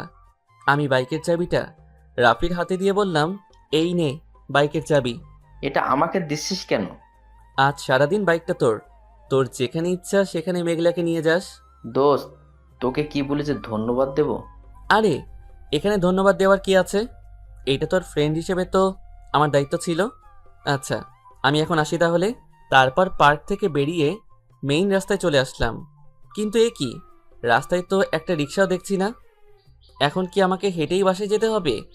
এতটা পথ হেঁটে গেলে তো আমার পায়ের 12টা বেজে যাবে। অবশেষে একটা রিক্সা দেখতে পেলাম। এই যে মামা, যাবেন? কোথায় যাবেন? আমি ঠিকানা বললাম। যাব, তবে 10টা টাকা বাড়াইয়ে দিয়েন। আচ্ছা চলেন। আমি রিক্সাতে উঠে বসলাম। রিক্সাতে উঠে বসতেই কোনো এক মেয়ের কথায় পেছনে ফিরে তাকালাম। পিছনে ফিরে তাকিয়ে দেখি বৃষ্টি দৌড়ে রিক্সার দিকে আসছে। এই যে মামা, আমিও যাব। বৃষ্টি তুমি? হ্যাঁ আমি তোমার সাথে এক রিকশায় গেলে তোমার কোনো সমস্যা হবে? আরে না, আমার কি সমস্যা হবে? ওঠো। তা এখন কোথায় গিয়েছিলে? এই পাশে একটা কাজ ছিল সেখানে। বৃষ্টি রিক্সাতে উঠে বসলো। রিক্সা তার আপন গতিতে চলছে। একটুখানি ছুটে চলা, আবার একটুখানি জ্যামে আটকে থাকা, সব মিলিয়ে ভালোই লাগছিল। আমরা দুজন নীরব হয়ে বসে আছি, কেউ কোনো কথাই বলছি না। দেখতে দেখতে আমার বাসা চলে আসলো। আমি রিক্সা থেকে নেমে আমার এবং বৃষ্টির দুজনেরই ভাড়া দিয়ে চলে আসলাম। বৃষ্টি আমাকে ভাড়া দিতে দিচ্ছিল না, তবুও এক প্রকার জোর করে ভাড়াটা দিয়ে চলে আসলাম। বাসায় এসে রুমে ঢুকতেই দেখি লামিয়া আমার দিকে রাগী লুক নিয়ে তাকিয়ে আছে। লামিয়াকে দেখে মনে হচ্ছে আমার সামনে কোনো মানুষ না, আস্ত একটা ডাইনি দাঁড়িয়ে আছে। আমি একটু সামনে পা বাড়াতেই লামিয়া বলল, দাঁড়াও, আর এক পাও সামনে আসবে না। আমি দাঁড়িয়ে পড়লাম। কোথায় গিয়েছিলে? রাফির সাথে দেখা করতে। রাফির সাথে দেখা করতে গিয়েছিলে নাকি বৃষ্টির সাথে? কোনটা? বৃষ্টির সাথে আমার রাস্তায় দেখা হয়েছে। আমাকে আর বানিয়ে মিথ্যে কথা বলার কোনো প্রয়োজন নেই। বৃষ্টির সাথে কোন আবাসিক হোটেলে গিয়েছিলে? কথাটা শুনেই আমার মাথা গরম হয়ে গেল। রাগের বশে কষি একটা থাপ্পড় মারলাম লামিয়ার গালে। জানি না কিভাবে আচমকাই লামিয়ার উপর হাত উঠে গেল। মারো, আরো মারো, থেমে গেলে কেন? মারতে মারতে একদম শেষ করে ফেলো। তোমার মতো একজন ধর্ষকের স্ত্রী হয়ে বেঁচে থাকার থেকে মরে যাওয়া অনেক ভালো। আমি মনে করেছিলাম পুরনো সব কিছু ভুলে জীবনটাকে আবার নতুন করে শুধু করব, কিন্তু সেটা আর হয়ে উঠল না। কথাটা বলেই লামিয়া কাঁদতে কাঁদতে রুম থেকে বেরিয়ে গেল। কিছু সময়ের জন্য আমার সব কিছু থমকে দাঁড়ালো। আমি সেখান থেকে ছাদে চলে আসলাম। ছাদে এসে অতীতে ছাদের কোণে লুকিয়ে রাখা সিগারেটের প্যাকেটটা বের করলাম। সিগারেটের প্যাকেট থেকে টানা 4টা সিগারেট একসাথে ধরিয়ে টানতে শুরু করলাম। সিগারেটের ধোঁয়া উড়াচ্ছি আর নিজের কষ্টগুলোকে বাষ্প করে উড়িয়ে দিচ্ছি। এরকম করতে করতে টানা 1 প্যাকেট সিগারেট শেষ করে ফেললাম। সন্ধ্যায় ছাদ থেকে নেমে রুমে চলে আসলাম। রুমে এসে সোজা বিছানায় গিয়ে শুয়ে পড়লাম। তার কিছু সময় পর লামিয়া রুমে চলে আসলো। লামিয়া রুমে এসে আমাদের দুজনের মাঝে একটা বালিশ রেখে শুয়ে পড়ল। আমি বললাম, এইটা কি করছো? আমি তোমার সাথে এভাবে ঘুমাতে পারবো না। তোমার সমস্যা হলে আমি নিচে ঘুমাইতেছি। থাক, এই শীতের রাতে তোমাকে আর কষ্ট করে নিচে ঘুমাতে হবে না, তুমি আমার সাথে বিছানায় ঘুমাতে পারো। কথাটা বলেই লামিয়া অন্যদিকে ঘুরে ঘুমিয়ে পড়ল। তার কিছু সময় পর আমিও ঘুমিয়ে পড়লাম। মাঝ রাতে কারো বিকট শব্দে ঘুমটা ভেঙে গেল। পাশে তাকিয়ে দেখি লামিয়া কেমন যেন করছে। ওর কপালে হাত রাখতেই আমার হাত জ্বলে যাচ্ছিল। আমার আর বুঝতে বাকি রইল না লামিয়া শরীরে জ্বর আসছে। জ্বরের কারণে ওর শরীর একদম পুড়ে যাচ্ছে। আমি বাটিতে পানি নিয়ে লামিয়ার কপালে জলপট্টি দিলাম। কিছু সময় পরপরই জলপট্টি শুকে যাচ্ছিল। লামিয়াকে জলপট্টি দিতে দিতে কখন যে ঘুমিয়ে পড়েছি বুঝতেই পারিনি। সকালে সূর্যের রশ্মি চোখে পড়ায় ঘুমটা ভেঙে গেল। ঘুম থেকে উঠে লামিয়ার দিকে তাকিয়ে দেখি লামিয়া এখনো ঘুমিয়ে আছে। আমি জ্বর দেখার জন্য লামিয়ার কপালে হাত রাখবো, এমন সময় লামিয়ার কথায় দাঁড়িয়ে পড়লাম। তুমি আমাকে একদম স্পর্শ করার চেষ্টা করবে না। কেন? আমি চাই না তুমি তোমার ওই অপবিত্র হাত দিয়ে আমাকে স্পর্শ করো। আমি তো এখন তোমার স্বামী। ধর্ষক কখনো কারো স্বামী হতে পারে না। হ্যাঁ, লামিয়া তো ঠিকই বলেছে। আমি তো একজন ধর্ষক, আর ধর্ষকের কখনো কারো স্বামী হওয়ার কোনো অধিকার নেই। আমি সেখান থেকে ওয়াশরুমে চলে গেলাম। ওয়াশরুম থেকে ফ্রেশ হয়ে রুমে চলে আসলাম। রুমে এসে দেখি আম্মু রুমে এসে লামিয়ার পাশে বসে আছে। আমি বললাম, আম্মু এত সকালে তুমি এখানে? তোর কি একটু জ্ঞান বুদ্ধি নেই? কেন আম্মু? কেন মানে, লামিয়া জ্বরে বিছানা থেকে উঠতে পারছে না, আর তুই একবারও ডাক্তারকে ফোন করিসনি? আম্মু, আমার ডাক্তার লাগবে না, একাই ঠিক হয়ে যাবে। বৌমা, তুমি চুপ করে শুয়ে থাকো। কিরে, তুই দাঁড়িয়ে আছিস কেন? ডাক্তারকে ফোন কর। করছি আম্মু।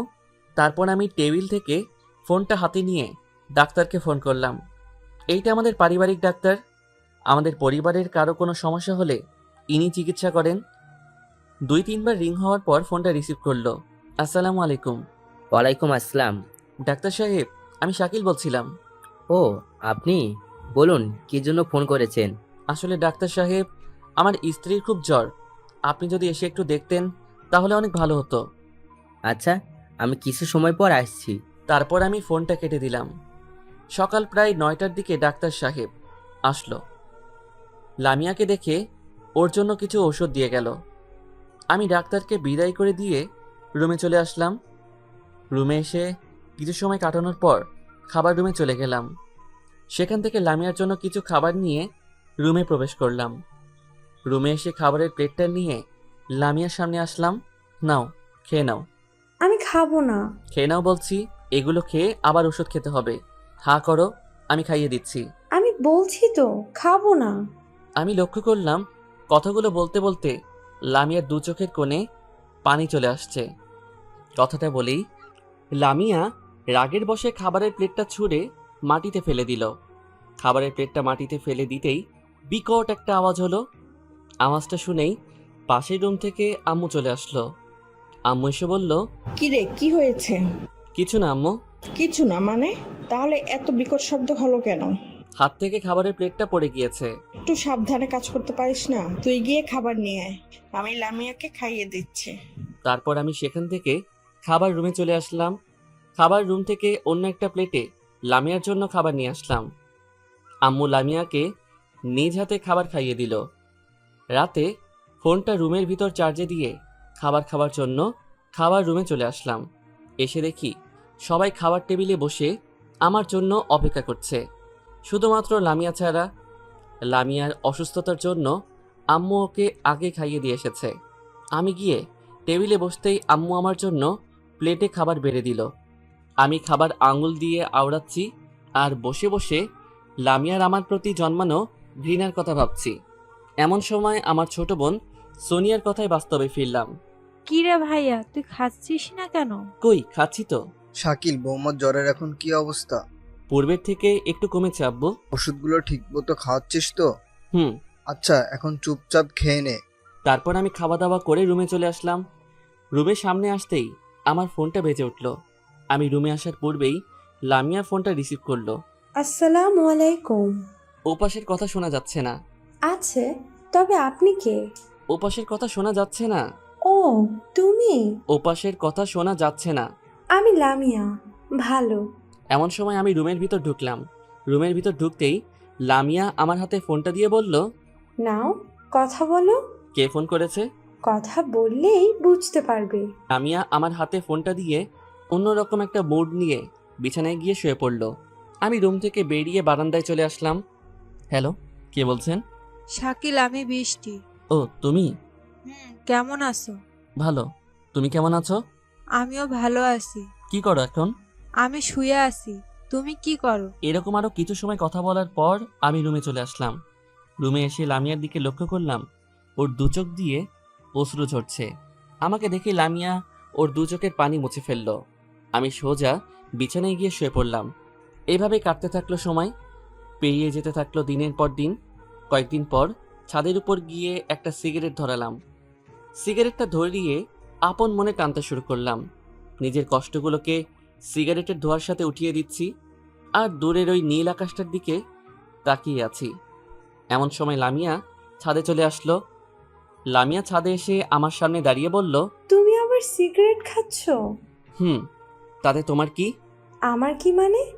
তোমাকে না বলেছি তুমি সিগারেট খাবে না? তুমি আমার কে যে আমি তোমার কথা শুনবো? আমি তোমার বিয়ে করা বউ, আর তুমি আমার স্বামী। আরে আমি তো একজন ধর্ষক, আর ধর্ষক কখনো কারো স্বামী হতে পারে না। হ্যাঁ, আমি তো একজন ধর্ষক, আর ধর্ষকের কখনো কারো স্বামী হওয়ার কোনো অধিকার নেই। ধর্ষকরা হলো সমাজের সবচেয়ে নিকৃষ্ট ব্যক্তি, যাদের কেউই পছন্দ করে না। কথাটা বলেই আমি ছাদ থেকে রুমে চলে আসলাম। রুমে এসে বাইকটা নিয়ে চললাম বন্ধুদের সাথে আড্ডা দেওয়ার উদ্দেশ্যে। লামিয়ার মনের মধ্যে তখন অন্য একটা ঝড় বইছিল। লামিয়া জানালা দিয়ে বাহিরে তাকিয়ে আছে আর নীরবে দু চোখের অশ্রু ফেলছে। লামিয়া আমার আর বৃষ্টির কথা বলা একদমই সহ্য করতে পারে না। আর কোনো স্ত্রী বা তার স্বামীর সাথে অন্য একটা মেয়েকে এভাবে ঘনিষ্ঠ হয়ে কথা বললে সহ্য করতে পারে বলেন? আমি লামিয়ার উপর হাত রাখতেই লামিয়া আমার হাতটা সরিয়ে দিল। আমাকে একদম ছোঁয়ার চেষ্টা করবে না। রাগ করছো তাই না? আমি কারো উপর রাগ করি না। আর আমি তোমার কে যে তোমার উপর রাগ করব? তুমি আমার বিয়ে করা বউ। তুমি যদি আমাকে বউ বলেই মানতে, তাহলে আর এমনটা করতে পারতে না। কেমন করলাম? তুমি সেটা ভালো করেই জানো। আর নিজের স্বামী অন্য একজনের সাথে কথা বললে কারই বা ভালো লাগে? কথাটা বলতে বলতে লামিয়ার দু চোখ বেয়ে অশ্রু নেমে আসলো। লামিয়া আমাকে শক্ত করে জড়িয়ে ধরে আরও উচ্চস্বরে কান্না করতে শুরু করলো। আমি লামিয়াকে আমার বুকে জড়িয়ে নিয়ে ওকে সান্ত্বনা দেওয়ার চেষ্টা করছি। সত্যি তো, নিজের স্বামীর সাথে অন্য একজনকে এভাবে ক্লোজভাবে কথা বলতে দেখলে কারই বা ভালো লাগবে বলেন? লামিয়াকে সান্ত্বনা দেওয়ার কোনো ভাষা যে আমার জানা নেই। দেখতে দেখতে গাড়িটা লামিয়াদের বাসার সামনে চলে আসলো। আপু তোরা যা, আমি গাড়িটা রেখে আসছি। ওকে। লামিয়া ওর দু চোখের অশ্রু মুছে রুমের সামনে এসে কলিং বেল বাজাতেই লামিয়ার মা, মানে আমার শাশুড়ি মা, এসে দরজা খুলে দিল। আমাদেরকে দেখে সে অনেক খুশি হয়েছে। কিরে মা, কেমন আছিস? আমি ভালো আছি। তোমরা কেমন আছো? আমরাও ভালো আছি। তা জামাইকে নিয়ে এভাবেই দাঁড়িয়ে থাকবি নাকি ভিতরে নিয়ে আসবি? যাচ্ছি, চলো। আমরা রুমের ভিতর ঢুকলাম। আমি জানি লামিয়ার মনের ভিতর এখনো ঝড় বইছে, কিন্তু লামিয়া সেটা প্রকাশ করছে না। বুকে পাথর বেঁধে সব কিছু সহ্য করে নিচ্ছে। রুমে এসে জিনিসপত্র রেখে ওয়াশরুমে চলে গেলাম। ফ্রেশ হয়ে আসতেই মেঘলা রুমে চলে আসলো। মেঘলা এসে বলল, আপু আম্মু তোদের খেতে ডাকছে। তুই যা, আমরা আসতেছি। তাড়াতাড়ি আসিস কিন্তু। যা। মেঘলা রুম থেকে বেরিয়ে গেল। আমি বিছানায় এসে বসে পড়লাম। লামিয়া একবার আমার দিকে তাকিয়ে আবার চোখটা নামিয়ে নিয়ে ড্রেস চেঞ্জ করার জন্য ওয়াশরুমে চলে গেল। ড্রেস চেঞ্জ করে এসে আমার দিকে তাকিয়ে বলল, চলো এবার। কোথায়? কোথায় মানে? ড্রয়িং রুমে। তুমি যাও, এখন আমার ক্ষুধা নেই। ক্ষুধা নেই মানে? খাবে, চলো বলছি। লামিয়া আমাকে এক প্রকার জোর করেই ডাইনিং রুমে নিয়ে গেল। লামিয়ার মতো এমন মায়াবী একটা বউকে রেখে অন্য মেয়ের দিকে তাকানো কি আমার ঠিক হচ্ছে? মেয়েটা আমাকে অনেক ভালোবাসে, আমার কত কেয়ার করে। আজ পর্যন্ত আমাকে না খাইয়ে ও একটা দানাও কোনোদিন মুখে দেয়নি। ওর মতো একটা লক্ষ্মী মেয়েকে রেখে অন্য মেয়ের সাথে সময় কাটানো আমার একদমই ঠিক হয়নি। আমি আর বৃষ্টির সাথে কোনো যোগাযোগই রাখবো না। বৃষ্টিকে নিয়ে আমি আর ভাববো না। লামিয়ার মতো এমন মায়াবী একটা বউকে রেখে অন্য মেয়ের দিকে তাকানো কি আমার ঠিক হচ্ছে? মেয়েটা আমাকে অনেক ভালোবাসে, আমার কত কেয়ার করে। আজ পর্যন্ত কোনো দিন আমাকে না খাইয়েও একটা দানাও মুখে তোলেনি। ওর মতো একটা লক্ষ্মী মেয়েকে রেখে অন্য মেয়ের সাথে সময় কাটানো আমার একদমই ঠিক হয় না। আমি আর বৃষ্টির কথা ভাববো না, ওর সাথে কোনো যোগাযোগও রাখবো না। এসব কথা ভাবতে ভাবতে ডাইনিং রুমে চলে আসলাম। ডাইনিং রুমে এসে লামিয়া আমার পাশের চেয়ারটাতে বসলো। মেঘলা আমাদের জন্য প্লেটে খাবার বেড়ে দিল। খাবার খাওয়ার এক পর্যায়ে হঠাৎ করে আমি বিষম খেলাম। লামিয়া গ্লাসে পানি নিয়ে আমার মুখের সামনে ধরলো। আমি একবার গ্লাসের দিকে তাকিয়ে আবার লামিয়ার মুখের দিকে তাকালাম। লামিয়ার ওই মায়াবী মুখটার দিকে তাকাতেই আমি স্বাভাবিক হয়ে গেলাম। সত্যি অন্যরকম একটা মায়া আছে লামিয়ার মুখে। রাতে বাসার ছাদে বসে আছি আর দূরের ওই মেঘাচ্ছন্ন আকাশটার দিকে তাকিয়ে আছি। দক্ষিণ দিকে ঠান্ডা হাওয়া, মেঘাচ্ছন্ন আকাশ, একটু পরপর বিদ্যুৎ চমকে, চারদিকে আলো ছড়ানো, সব মিলিয়ে ভালোই লাগছিল। এমন সময় কারো কথায় পিছনে ফিরে তাকালাম। পিছনে তাকিয়ে দেখি লামিয়া দাঁড়িয়ে আছে, হাতে লাল চুড়ি, পায়ে আলতা, ঠোঁটে লিপস্টিক, সব মিলিয়ে বেশ সুন্দর লাগছে লামিয়াকে। এখানে এভাবে দাঁড়িয়ে আছো কেন? রুমে বসে ভালো লাগছিল না, তাই একটু ছাদে আসলাম। ছাদে দাঁড়িয়ে কি করছো? এই মেঘাচ্ছন্ন আকাশটাকে দেখছিলাম। রুমে চলো, আর একটু পর বৃষ্টি নেমে পড়বে। কথাটা বলার সাথে সাথে জোরে একটা বিদ্যুৎ চমকালো। লামিয়া ভয় পেয়ে আমাকে শক্ত করে জড়িয়ে ধরল। মেয়েদের হাড় দুর্বল, তাই এমনটা হয়ে থাকে। কোনো উচ্চ শব্দ পেলেই মেয়েরা চমকে ওঠে। লামিয়ার বেলায়ও তার ব্যতিক্রম হয়নি। দেখতে দেখতে আকাশের বুক থেকে হালকা হালকা বৃষ্টি নামতে শুরু করলো। এদিকে লামিয়া এখনো আমাকে জড়িয়ে ধরে আছে। লামিয়া চলো রুমে যাই, আর একটু পর মুষলধারে বৃষ্টি নামতে শুরু করবে। আমি তোমার সাথে বৃষ্টিতে ভিজবো, চলো না দুজন বৃষ্টিতে ভিজি। পাগলামি করো না, বৃষ্টিতে ভিজলে তোমার জ্বর আসবে। আসুক, তাতে কি, আমি বৃষ্টিতে ভিজবো ব্যাস। ঠিক আছে তুমি ভেজো, আমি চললাম। কথাটা বলেই আমি ছাদ থেকে নিচে নেমে আসলাম। লামিয়াও আমার পিছন পিছন নিচে চলে আসলো। আমি জানতাম আমি না ভিজলে লামিয়াও ভিজবে না, আর তাছাড়া এখন ভিজলে জ্বর তো নিশ্চিতভাবে আসবে। রুমে এসে বিছানায় গিয়ে শুয়ে পড়লাম। কিছু সময় পর লামিয়াও এসে আমার পাশে শুয়ে পড়ল। আকাশের বুক চিরে মুষলধারে বৃষ্টি নামতে শুরু করলো। বাহিরের বৃষ্টি ঠান্ডা হাওয়ায় দু চোখে ঘুম চলে আসছে। হঠাৎ করে আবার বিদ্যুৎ চমকালো। লামিয়া ওর বুকের সাথে আমার বুক লাগিয়ে আমাকে শক্ত করে জড়িয়ে ধরে ঘুমিয়ে পড়ল। সকালে ঘুম থেকে উঠে দেখি লামিয়া আমার বুকের উপর মাথা রেখে ঘুমিয়ে আছে। আমি লামিয়ার মাথায় হাত বুলিয়ে দিচ্ছি আর ওর দিকে অপলক দৃষ্টিতে তাকিয়ে আছি। লামিয়াকে যতই দেখছি ততই ওর মায়ায় জড়িয়ে যাচ্ছি। কেন জানি না, লামিয়ার প্রতি আমার ভালো লাগা কাজ করতে শুরু করেছে। ওর মতো একজন নিষ্পাপ মেয়েকে আমি নরপশুর মতো একসময় ধর্ষণ করেছিলাম। এইটা ভাবতেই নিজের উপর নিজেরই রাগ হচ্ছে। এমন সময় কারো কথায় ঘোর কাটলো আমার।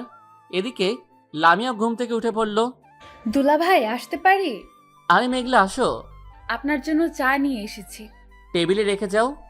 আচ্ছা দুলা ভাই, একটা কথা বলি। বলো। আপনাদের রোমান্সটা দরজা আটকে করলে ভালো হয় না? তুই গেলি এখান থেকে? কথাটা বলতেই মেঘলা চায়ের কাপ টেবিলে রেখে মিষ্টি মিষ্টি হাসতে হাসতে দৌড়ে চলে গেল। এদিকে লামিয়া লজ্জায় বিছানার পাশ থেকে ওড়নাটা নিয়ে শরীরের উপর দিয়ে ওয়াশরুমে চলে গেল। সেই কখন থেকে ডাইনিং রুমে সকলে বসে আছি। লামিয়ার বাবা, মানে আমার শ্বশুর মশাইয়ের জন্য। এদিকে আমার ক্ষুধায় পেট জ্বলে যাচ্ছে। এখন পর্যন্ত তার আসার কোনো নাম গন্ধই নেই। ওই তো উনি চলে এসেছেন। লামিয়ার বাবা এসে আমার সামনের চেয়ারটাতে বসলো। কিরে, জামাইকে এখনো পর্যন্ত খাবার দিসনি কেন? আব্বু দুলা ভাই বলছিল আপনার সাথে খাবে। তাই বলে এত সময় বসিয়ে রাখবি? না বাবা, ঠিক আছে। জামাইকে খেতে দে। দিচ্ছি আব্বু। মেঘলা সকলের জন্য খাবার বেড়ে দিল। যে যার মতো করে খাবার খেতে শুরু করলো। খাওয়া দাওয়ার এক পর্যায়ে আমার শ্বশুর বাবা বলল, মেঘলা শোন, জি আব্বু বলো। বিকালে লামিয়া এবং জামাইকে নিয়ে আমাদের গ্রামের বাড়িতে বেড়াতে যাবি? কেন আব্বু? এই সময় সেখানে বসন্তের মেলা বসে। লামিয়া এবং জামাইকে বসন্তের মেলাটা ঘুরিয়ে দেখাবি। ওয়াও আব্বু, তাহলে তো ভালোই হয়। এই সুযোগে দাদি, ফুপি এবং চাচা চাচির সাথে কয়েকটা দিন কাটানোও যাবে। কিন্তু আব্বু সে তো অনেক দূর। তাতে কি হয়েছে, গাড়ি আছে, গাড়ি নিয়ে যাবি। জামাই, এই নাও গাড়ির চাবি। এইটা আমাকে দিচ্ছেন কেন বাবা? গাড়িটা তুমি ড্রাইভ করে নিয়ে যাবে। বসন্ত মেলা, বসন্তের শুরুতেই এই মেলাটা হয়ে থাকে। এখানে নানা রঙের নানা পেশার মানুষ বেড়াতে আসে। বসন্ত মেলায় বিভিন্ন রকমের ফুল, শীতের পিঠা সহ আরো অনেক কিছু পাওয়া যায়। সাধারণত বসন্তের সৌন্দর্যকে সবার মাঝে ছড়িয়ে দিতে এই মেলা উদযাপিত হয়। সেই কখন থেকে গাড়ির ভিতরে বসে আছি, এখন পর্যন্ত ওদের আসার কোনো চিহ্ন মাত্র দেখছি না। মেয়ে মানুষ এইরকমই, একবার সাজতে বসলে আর উঠতেই চায় না। জানি না আর কত সময় এভাবে বসে থাকতে হবে। বেশ কিছু সময় অপেক্ষা করার পর লামিয়া এবং মেঘলা চলে আসলো। দুজনকে দেখতে যা লাগছে না, দেখে মনে হচ্ছে যেন দুটো ডানাকাটা পরি আকাশ থেকে মাটিতে নেমে এসেছে। ওদেরকে দেখে প্রশংসা না করে পারলাম না।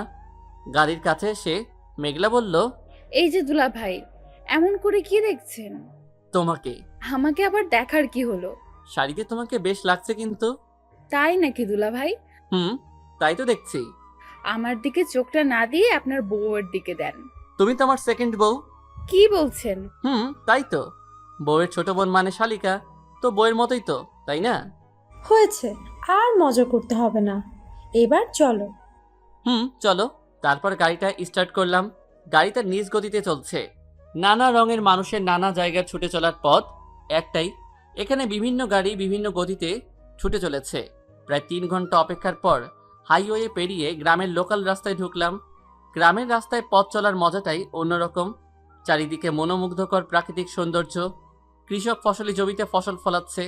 গাছে গাছে বসন্তের ফুল ফুটে রয়েছে। পাখিরা কিচির মিচির করে ডাকছে। সব মিলিয়ে ভালোই লাগছিল। হঠাৎ করে একটা পিচ্চি মেয়ে হাতে ফুলের ঝুড়ি নিয়ে রাস্তার একপাশে দাঁড়িয়ে গাড়িটা থামানোর জন্য হাত দিয়ে ইশারা দিল। মেয়েটার পরনে একটা লাল জামা। জামাটার বিভিন্ন জায়গায় সেলাই করা এবং অনেক ময়লা জমানো। আমি গাড়িটা দাঁড় করালাম। গাড়িটা দাঁড় করিয়ে গ্লাসটা খুলে দিতেই মেয়েটা বলল, ভাইয়া, আপুদের জন্য দুটো ফুল নেন না। আমাদের তো এখন ফুল লাগবে না। নেন না ভাইয়া, আজ একটা ফুলও বিক্রি হয়নি। ঘরে আমার অসুস্থ মা রয়েছে। ফুলগুলো বিক্রি করে মার জন্য কিছু খাবার নিয়ে যেতে হবে। তুমি খেয়েছো? না ভাইয়া, আমি খেলে মার জন্য ওষুধ নিয়ে যেতে পারবো না। বাড়িতে তোমার কে কে আছে? একমাত্র মা ছাড়া আমার আর কেউ নেই। তোমার বাবা নেই? না, আমার জন্মের 2 বছর পরই বাবা মারা গেছে। মেয়েটার কথাগুলো শুনে অজান্তেই চোখের কোণা দিয়ে অশ্রু চলে আসলো। আমি মানিব্যাগ থেকে 1000 টাকার 2টা নোট বের করে মেয়েটার হাতে দিলাম। ভাইয়া, এত টাকা দিচ্ছেন কেন? আমার ফুলের দাম তো মাত্র 50 টাকা। এই টাকাগুলো দিয়ে তুমি রেস্টুরেন্টে গিয়ে কিছু খেয়ে তোমার মায়ের জন্য খাবার এবং ওষুধ নিয়ে যাবে। না ভাইয়া, এই টাকাগুলো আমি নিতে পারবো না। কেন? আমার মা বলেছে কারো কাছ থেকে যেন বিনা কাজে কোনো টাকা না নেই। বড় ভাই থেকে টাকা নিতে কোনো কাজ করার প্রয়োজন হয় না। একটা হলুদ রঙের শাড়ি পরে মাত্র ওয়াশরুম থেকে বের হলো। লামিয়াকে দেখে মনে হচ্ছে যেন বসন্ত তার সব সৌন্দর্য ওর মাঝে উজাড় করে দিয়েছে। লামিয়ার পরনে হলুদ রঙের শাড়ি, হাতে লাল রঙের চুড়ি, পায়ে আলতা, ঠোঁটে লিপস্টিক, সব মিলিয়ে বেশ সুন্দর লাগছে। আমিও আর দেরি না করে তাড়াতাড়ি রেডি হয়ে নিলাম। মেলায় যাওয়ার সময় লামিয়ার ওর চাচাতো বোন নীলাকে সাথে করে নিয়ে গেল, কারণ এই গ্রামের সবকিছু নীলার চেনা। ওকে সাথে করে নিয়ে গেলে উপকার ছাড়া অপকার হবে না। লামিয়া, মেঘলা, নীলা গাড়িতে বসে আছে আর আমি গাড়িটা ড্রাইভ করে নিয়ে যাচ্ছি। কিছু পথ চলার পর আমরা মেলায় চলে আসলাম। গাড়িটা একটু সাইডে রেখে এসে সবাইকে নিয়ে মেলার ভিতর ঢুকলাম। মেলায় ঢুকে ওরা নিজেদের মতো করে কেনাকাটা করছে আর আমি মেলার একপাশে এসে ঘোরাঘুরি করছি। হঠাৎ করে আমার চোখে পড়ল একটা সাদা রঙের ঝিনুকে নূপুরের উপর। নূপুরটাকে দেখতে বেশ সুন্দর লাগছে। এই নূপুর দুটি লামিয়ার পায়ে অনেক সুন্দর মানাবে। আমি দোকানদারকে নূপুরটা দেখিয়ে বললাম, ভাইয়া, ওই নূপুরটা দেখি তো। কোনটা এটা? হ্যাঁ, ওটাই। এই নিন। এটার দাম কত ভাইয়া? জি, এটার দাম 500 টাকা। ওকে, এটা প্যাক করে দিন। দোকানদার নূপুরটা প্যাক করে দিল। আমি সেখান থেকে লামিয়াদের কাছে চলে আসলাম। সেখানে এসে দেখি ওরা এখনো জিনিসপত্র কেনাকাটা করতেই ব্যস্ত হয়ে আছে। মেয়ে মানুষ কেন যে এমন হয় বুঝি না। পুরো দোকান ধরে নিলে ওদের ইচ্ছা শেষ হবে না। আমি গিয়ে লামিয়ার পিছনে দাঁড়ালাম। লামিয়ার পিছনে দাঁড়িয়ে বললাম, তোমাদের হলো? আর একটু দুলা ভাই। আচ্ছা, দেখো তো এই শোপিসটা কেমন। বাহ, শোপিসটা বেশ সুন্দর দেখতে তো। এইটা নেই। আচ্ছা, নাও। তারপর আরো কিছু কেনাকাটা করে মেলা থেকে একটু বাহিরে চলে আসলাম। বাহিরে বেরিয়ে এসে রাস্তার এক পাশ দিয়ে হাঁটছি আর চারিদিকের মনোমুগ্ধকর সৌন্দর্য উপভোগ করছি। একটু সামনে এসে দেখলাম রাস্তার পাশে একজন শীতের পিঠা বিক্রি করছে। আমি লামিয়াকে বললাম, শীতের পিঠা খাবে? এখানে পিঠা কই পাবে? ওই যে সামনে তাকিয়ে দেখো। সত্যি তো, পিঠা বানিয়ে বিক্রি করছে। গ্রামে শীতের সময় পিঠা বানিয়ে বিক্রি করে। দুলাভাই চলেন, পিঠা খাবো। চলো। আমরা সকলে পিঠার দোকানের সামনে গিয়ে দাঁড়ালাম। এক প্লেট করে মোট 4 প্লেট পিঠার অর্ডার দিলাম। পিঠাটা মুখে দিতেই অজানা এক সুখে হারিয়ে গেলাম। পিঠাগুলো খেতে বেশ মজা লাগছে। গ্রাম বাংলার পিঠা বলে কথা, এর সাথে অন্য কোনো খাবারের তুলনাই হয় না। মুখে দিতেই মনে হচ্ছে যেন অমৃত খাচ্ছি। লামিয়া একটা পিঠা আমার মুখের সামনে ধরে বলল, নাও হাঁ করো।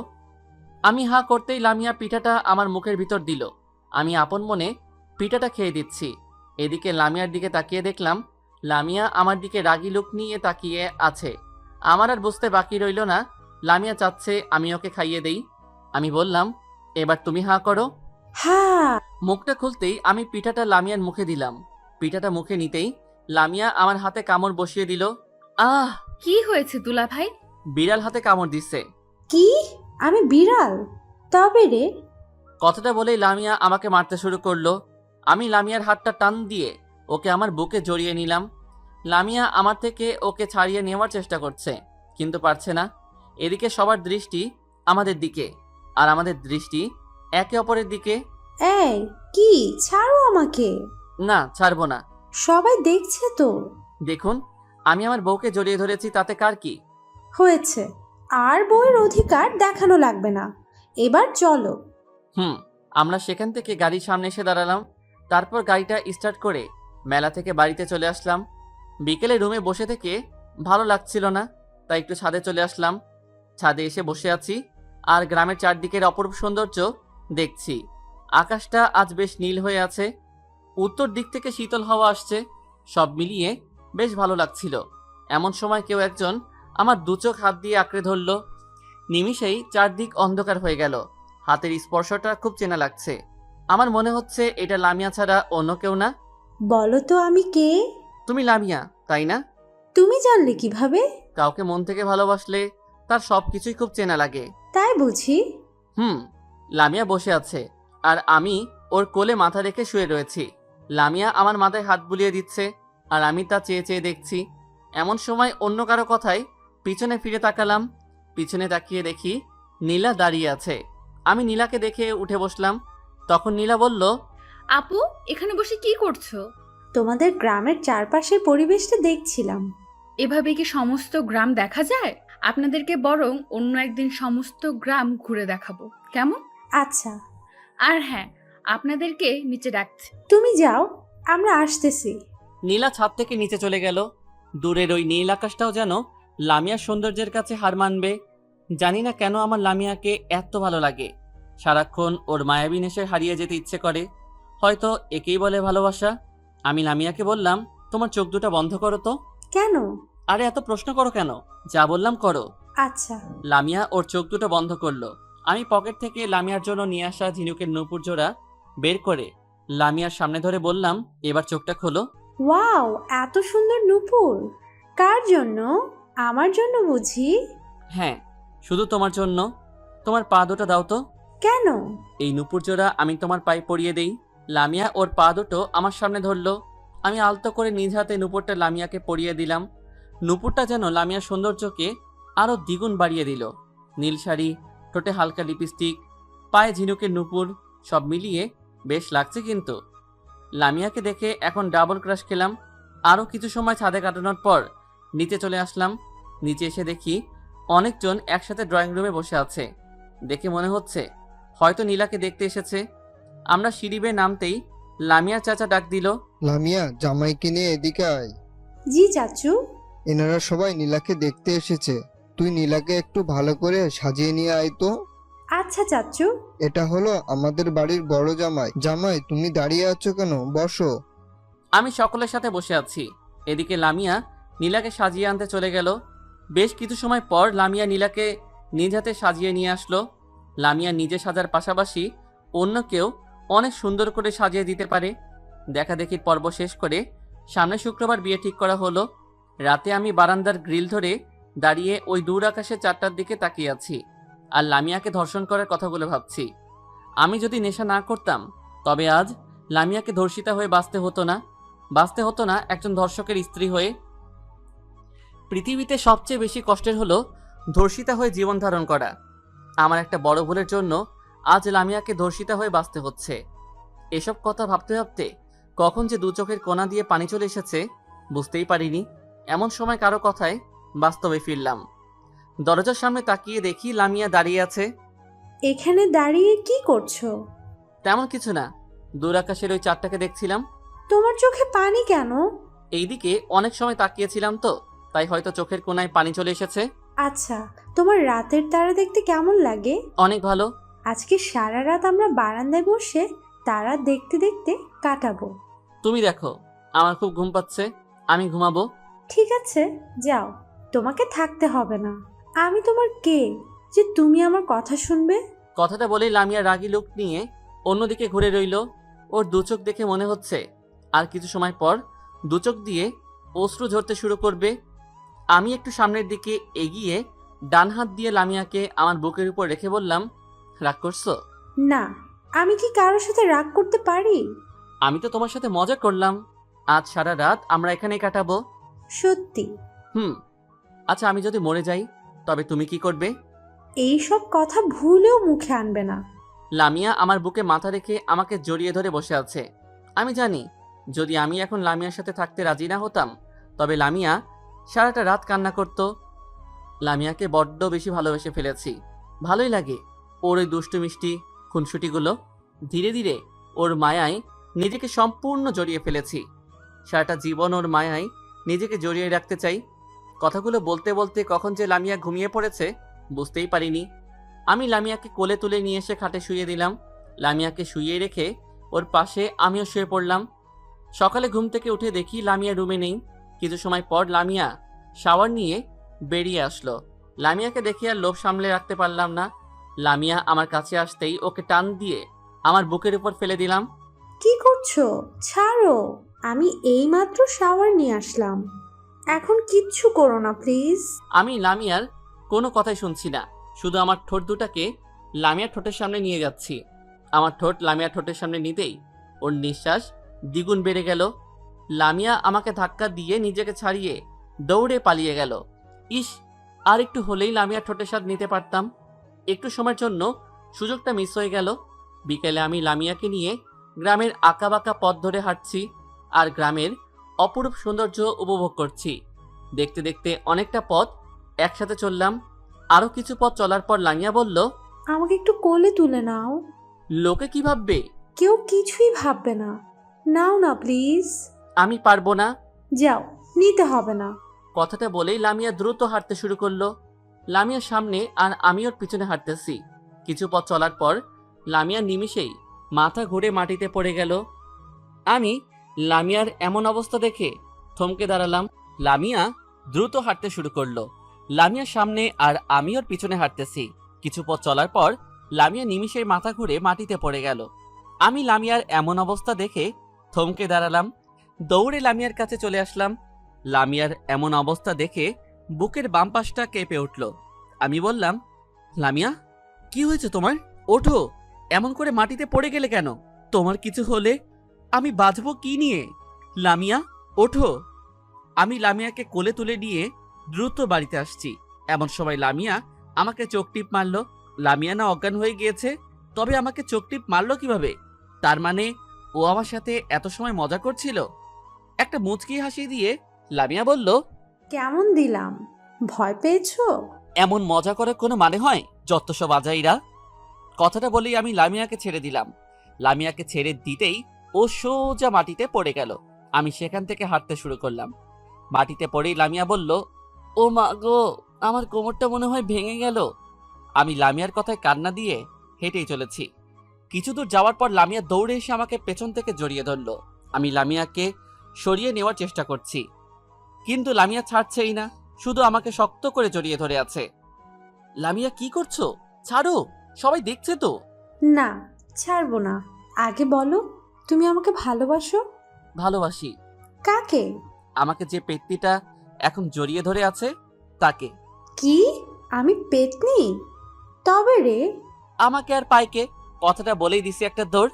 এক দৌড়ে বাড়িতে চলে এসেছি। লামিয়াও আমার পেছন পেছন দিছে দৌড়। আস্তে আস্তে সোজা রুমে চলে আসলাম। লামিয়া ওর নিজের উপর ব্যালেন্স রাখতে না পেরে সোজা আমার উপর এসে পড়লো, আর আমি পড়লাম খাটের উপর। আমি নিচে আর লামিয়া উপরে। আমি পাশে শুয়ে লামিয়াকে নিচে ফেললাম। এবার কই যাবা চান্দু? এই ছাড়ো, ছাড়বো বলে তো ধরিনি। ছাড়ো বলছি। এখন সব সুদে আসলে পুষিয়ে নেব। না, ছাড়ো তো। আমি আমার ঠোঁট দুটা লামিয়ার ঠোঁটের সাথে লাগিয়ে দিলাম। ঠোঁট লাগিয়ে আলতো করে লামিয়ার কোমরে হাত রাখলাম। কোমরে হাত রাখতেই লামিয়া আমাকে আরো শক্ত করে জড়িয়ে ধরলো। বাকিটুকু ইতিহাস। পরের দিন নীলাকে সাথে নিয়ে আমি, লামিয়া আর মেঘলা গ্রামটা ঘুরে দেখতে বের হয়েছি। গ্রামের মেঠো পথ ধরে হেঁটে চলেছি চারজন। রাস্তার এক পাশ ধরে নীলা আর মেঘলা হাঁটছে, অন্য পাশ ধরে হাঁটছি আমি আর লামিয়া। গ্রামের অপরূপ সৌন্দর্য দেখতে দেখতে আমরা যমুনা নদীর তীরে এসে পৌঁছালাম। এখানে দিনে বিভিন্ন জায়গা থেকে বিভিন্ন মানুষ বেড়াতে আসে, যার ফলে এই এলাকাকে ঘিরে বিভিন্ন রকমের খাবারের দোকান বসেছে। আমি বললাম, ঝালমুড়ি খাবে? কই ঝালমুড়ি? ওই যে দূরে। চলো। আমরা সকলে ঝালমুড়ির দোকানের সামনে গিয়ে দাঁড়ালাম। 20 টাকার 20 টাকার করে মোট 4 জায়গায় অর্ডার দিলাম। সেখান থেকে একটু দূরে এসে বাদাম কিনে নদীর তীরে এসে বসলাম। ওদেরকে নিয়ে নদীর তীরে বসে আছি আর নদীর বয়ে চলা দেখছি। নদী কত নিষ্ঠুর, এর মাঝে হাজারো মানুষের চাওয়া পাওয়া ভেঙে নিঃশেষ হয়ে যায়।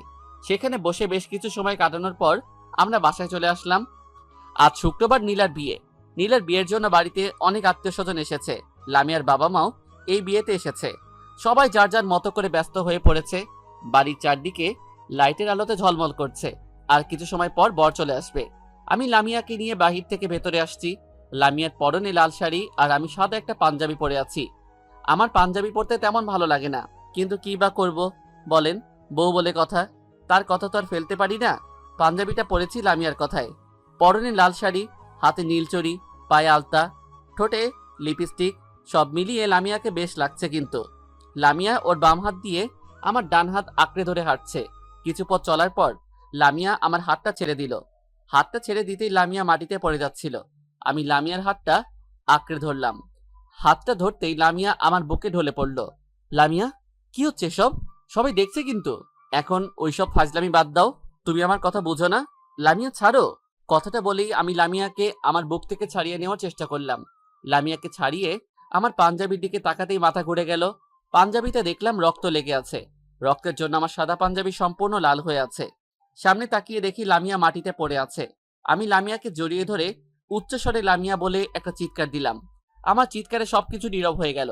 সবকিছু যেন নিমিষেই থমকে দাঁড়ালো। আমি, মেঘলা আর লামিয়ার বাবা মা সহ বাড়ির সকলে হাসপাতালের রুমের সামনে বসে আছি। ভেতরে ডাক্তার লামিয়ার চিকিৎসা করছে। লামিয়ার কোনো কিছু হয়ে গেলে আমি নিজেকে ক্ষমা করতে পারবো না। এদিকে আব্বু আম্মুকেও ফোন করে দিয়েছি, ওনারা কিছু সময়ের মাঝে চলে আসবে। একটু পর ডাক্তার সাহেব মন খারাপ করে মাথা নিচু করে রুম থেকে বেরিয়ে আসলো। বেরিয়ে এসে ডাক্তার যা বলল তা শোনার মতো অবস্থায় আমি ছিলাম না। হাতে লামিয়ার চিকিৎসার ফাইল নিয়ে আমাদের সামনে এসে দাঁড়ালো। তখন আমি বললাম, ডাক্তার, লামিয়ার কি হয়েছে? ওনার ব্লাড ক্যান্সার ধরা পড়েছে। রোগটা অনেক আগে থেকে ওনার সমস্ত শরীরকে গ্রাস করে নিয়েছে। এর জন্য জটিল একটা অপারেশন করতে হবে। অপারেশনটাতে রোগীর প্রাণ সংশয়েরও ঝুঁকি রয়েছে। যত টাকা লাগে আমি দেবো, তবুও প্লিজ আমার মেয়েটাকে সুস্থ করে তুলুন। আমরা আমাদের যথাসাধ্য চেষ্টা করব। বলেই ডাক্তার সাহেব চলে গেল। আমি সেখান থেকে রুমের ভেতরে ঢুকলাম। ভেতরে ঢুকে দেখলাম লামিয়া ডান দিকে ঘুরে শুয়ে রয়েছে। আমাকে দেখে লামিয়া উঠতেছিল। আমি লামিয়াকে শুইয়ে দিয়ে ওর ডান হাতটা আমার হাতের মাঝে রেখে ওর হাতটা শক্ত করে আঁকড়ে ধরলাম। ওর হাতটা ধরতেই আমার দু চোখে পানি চলে আসলো। কি হয়েছে? তুমি কাঁদছো কেন? ডাক্তার সাহেব কি বললো? কি হয়েছে আমার? তেমন কিছুই না, অতিরিক্ত চিন্তার কারণে মাথা ঘুরে পড়ে গিয়েছিলে। কোনো রকমে দু চোখের পানি মুছে কথাগুলো বললাম। এখন যদি লামিয়াকে সত্যি কথাটা বলি তবে ও নিজেকে ঠিক রাখতে পারবে না, কান্নায় ভেঙে পড়বে হয়তো, যার ফলে ওর রোগটা আরো বেড়ে যেতে পারে। কিছু সময় নীরব থাকার পর লামিয়া বলল, একজন মৃত্যু পথযাত্রীর কাছেও মিথ্যা কথা বলছো? আমি দরজার আড়াল থেকে সব শুনেছি। আমার ব্লাড ক্যান্সার হয়েছে। আমি আর বেশি দিন এই পৃথিবীতে থাকবো না। লামিয়া চুপ, আর কখনো এইসব কথা বলবে না। আমি তোমার কোনো কিছুই হতে দেব না। কথাটা বলেই আমি লামিয়াকে জড়িয়ে ধরলাম। লামিয়াকে জড়িয়ে ধরে একাধারে দু চোখের পানি ফেলছি। লামিয়াও আমাকে জড়িয়ে ধরে কান্না করছে। এমন সময় আব্বু আম্মু সহ সকলে রুমে চলে আসলো। তাদেরকে দেখে লজ্জায় লামিয়া আমাকে ছেড়ে দিল। তখন আব্বু বলল, লামিয়া এখন কেমন লাগছে? এখন একটু ভালো লাগতেছে। শাকিল, ডাক্তার এই ওষুধগুলো আনতে বলছিল, এখন গিয়ে একটু নিয়ে আসবি? আচ্ছা দিন। বাবার হাত থেকে প্রেসক্রিপশনটা নিয়ে বাহিরে চলে আসলাম। বাহিরে এসে সোজা হাসপাতালের ওষুধের দোকানের সামনে আসলাম। সেখানে এসে প্রেসক্রিপশনটা দেখিয়ে বললাম, এই ওষুধগুলো দেন তো। সরি স্যার, ওই ওষুধটা আমার কাছে নেই। তাহলে এইগুলো কোথায় পাবো? মোড়ের ওই দোকানটাতে পেয়ে যাবেন। ঠিক আছে। আমি সেখান থেকে মোড়ের দোকানে এসে ওষুধগুলো নিয়ে বাজার থেকে কিছু ফল নিয়ে লামিয়ার রুমে ঢুকলাম। রুমের ভিতর ঢুকে দেখি লামিয়া এখন ঘুমিয়ে আছে। তাই আর ওর ঘুম না ভাঙিয়ে ওষুধগুলো রেখে চলে আসতেছি। এমন সময় লামিয়া আমার হাতটা ধরে টান দিল। আমি পিছনে ফিরে তাকাতেই লামিয়া বলল, কোথায় যাচ্ছ? কোথাও না তো। আমাকে ছেড়ে তুমি কোথাও যেও না প্লিজ। আচ্ছা যাব না। আমি লামিয়ার পাশে বসলাম। বসে টেবিলে রাখা একটা ফল কাটলাম। ফলটা কেটে লামিয়াকে নিজ হাতে খাইয়ে দিলাম। ফলগুলো খাওয়ানোর পর ডাক্তারের পরামর্শ অনুযায়ী ওষুধগুলো খাইয়ে দিলাম। আমি লামিয়ার মাথায় হাত বুলিয়ে দিচ্ছি আর নীরবে দু চোখের অশ্রু ফেলেই চলেছি। মাথায় হাত বুলিয়ে দিতে দিতে কখন যে ঘুমিয়ে পড়েছি বুঝতেই পারিনি। সকালে ঘুম থেকে উঠে দেখি লামিয়া এখনো ঘুমিয়ে আছে আর আমি ওর বুকের উপর মাথা রেখে ঘুমিয়েছিলাম। ঘুম থেকে উঠে একটু দূরে তাকিয়ে দেখি বাড়ির সকলে আড়াআড়ি করে ঘুমিয়ে রয়েছে। একটু সময় পর সূর্য উঁকি দিয়ে উঠল। আমি বাইরে গিয়ে পাশের রেস্টুরেন্ট থেকে সকলের জন্য খাবার নিয়ে আসলাম। খাবার নিয়ে এসে দেখি সকলে ঘুম থেকে মাত্র উঠেছে, কিন্তু লামিয়া এখনো ঘুমিয়ে আছে। আমি খাবারের প্যাকেটগুলো রেখে লামিয়ার পাশে গিয়ে বসলাম। ওর পাশে গিয়ে কিছু সময় বসে থাকার পর লামিয়া ঘুম থেকে উঠে পড়ল। বিকেলে ডাক্তার সাহেব লামিয়ার রুমে আসলো। লামিয়ার রুমে এসে ডাক্তার বলল, রোগীর অবস্থা বর্তমানে অনেকটা পরিবর্তন হয়েছে, আপনারা এখন এনাকে বাড়িতে নিয়ে যেতে পারেন। পরে আমরা অপারেশনের তারিখ আপনাদের জানিয়ে দেব, তখন আপনারা রোগীকে নিয়ে চলে আসবেন, কেমন? ঠিক আছে ডাক্তার। আমরা সকলে লামিয়াকে নিয়ে বাসায় চলে আসলাম। আল্লাহ, লামিয়ার যদি কিছু একটা হয়ে যায় তবে আমি বাঁচবো কিভাবে? আমি তো একটা মুহূর্ত লামিয়াকে ছাড়া চলতে পারবো না। লামিয়া যদি সত্যি মারা যায় তবে? না, আমি এসব কি ভাবছি? লামিয়ার কিছুই হবে না, আমি ওর কিছুই হতে দেব না। হে আল্লাহ, তুমি প্লিজ আমার থেকে লামিয়াকে আলাদা করে দিও না। ওকে ছাড়া যে আমার জীবন একেবারেই অচল। বারান্দার গ্রিলে হাত দিয়ে ওইসব কথা ভাবছি আর নীরবে চোখের পানি ফেলেছি। এমন সময় কাঁধের উপর কারো হাতের স্পর্শ অনুভব করলাম। কাঁধে হাত রাখতে আমি চমকে উঠলাম। পিছনে তাকিয়ে দেখি আব্বু দাঁড়িয়ে আছে। কিরে, তোর চোখে পানি কেন? কিছু না আব্বু, এক দৃষ্টিতে সামনে তাকিয়ে আছি তাই হয়তো। তুই সবার চোখকে ফাঁকি দিতে পারলেও আমার চোখকে ফাঁকি দিতে পারবি না। চিন্তা করিস না, লামিয়ার কিছু হবে না, আমরা ওর কিছু হতেই দেব না। তাই যেন হয় আব্বু। কথাটা বলে আমি আব্বুকে শক্ত করে জড়িয়ে ধরিয়ে কান্না করে ফেললাম। আব্বু আমাকে জড়িয়ে ধরে নীরবে দু চোখের অশ্রু ফেলছে। এই মুহূর্তে লামিয়া রুমে চলে আসলো। লামিয়াকে দেখেই দু চোখের অশ্রু মুছে ফেললাম। আমাদের দিকে কিছু সময় তাকিয়ে থাকার পর লামিয়া বলল, আব্বু, আপনি এখানে আর আমি আপনাকে সারা বাড়ি খুঁজে বেড়াচ্ছি। কেন বৌমা? আজ আমি নিজের হাতে সব রান্না করেছি আপনাদের সবাইকে খাওয়াবো বলে। খাবো তো, আমার মায়ের হাতের রান্না বলে কথা। আজ আমি পেট পুড়ে খাবো। এই যে, তুমিও দাঁড়িয়ে থেকো না, খাবে, চলো। আমরা সকলে খাবার টেবিলে চলে আসলাম। লামিয়া আমাদের সকলের জন্য খাবার বেড়ে দিল। আমি খাবার নিয়ে টেবিলে বসে খাবারের প্লেটের ভিতর হাত রেখে আঙুল দিয়ে আওড়াচ্ছি আর একাধারে লামিয়ার দিকে তাকিয়ে আছি। আল্লাহ, তুমি এত নিষ্ঠুর কি করে হলে? ওর মতো এমন মায়াবিনী একটা মেয়েকে কেন এত কষ্ট দিচ্ছ? তুমি ওর রোগটা আমাকে দিলে না কেন? আমি তো একজন ধর্ষক। তোমার শাস্তি দেওয়ার হয়তো আমাকে দিতে, ওকে কেন এমন শাস্তি দিচ্ছ? তুমি ওকে সম্পূর্ণ সুস্থ করে দাও প্লিজ। লামিয়াকে আমার থেকে আলাদা করে দিও না। খাবারের প্লেট সামনে নিয়ে এইসব কথা ভাবছি। এমন সময় লামিয়ার কথায় বাস্তবে ফিরলাম। তুমি এমন করে কি ভাবছো? কই কিছু না তো। বেশি সময় খাবার সামনে নিয়ে বসে থাকতে হয় না, তাড়াতাড়ি খেয়ে নেও। খাচ্ছি। আমি কিছুটা খাবার খেয়ে হাত ধুয়ে রুমে চলে আসলাম। রুমে এসে বারান্দার গ্রিলে হাত দিয়ে ওই দূর আকাশে তারাটার দিকে তাকিয়ে আছি। হয়তো আর কয়েকটা দিন পর তারাগুলোর মাঝে লামিয়াকে খুঁজে বেড়াতে হবে, তারাগুলোর সাথে কথা বলে কাটাতে হবে হয়তো অজস্র রাত। বারান্দায় বসে আরো কিছু সময় কাটানোর পর রুমে এসে শুয়ে পড়লাম। তার কিছু সময় পর লামিয়া এসে আমার পাশে শুয়ে পড়ল। দুজনে নীরব হয়ে শুয়ে রয়েছি। কিছু সময় নীরব থাকার পর লামিয়া বলল, আমাকে একটু শক্ত করে জড়িয়ে ধরবে? আর বেশি দিন তো আমি এই পৃথিবীতে থাকবো না। এই কয়েকটা দিন আমি তোমার ভালোবাসা নিয়ে বাঁচতে চাই। তুমি দিবে না তোমার বুক ভরা ভালোবাসা? দেব। তোমার কিছুই হবে না, আমি তোমার কিছু হতেই দেব না। তুমি সারাটা জীবন এভাবেই আমার বুকের মাঝে থাকবে। আমি লামিয়াকে জড়িয়ে ধরে ঘুমিয়ে পড়লাম। সকালে ফজরের নামাজের আজান শুনে ঘুমটা ভেঙে গেল। ঘুম থেকে উঠে দেখি লামিয়া এখনো ঘুমিয়ে আছে। আমি ঘুম থেকে উঠে ফ্রেশ হয়ে ফজরের নামাজ কায়েম করতে চলে গেলাম। মসজিদে গিয়ে ফরজের নামাজ আদায় করে বাসায় চলে আসলাম।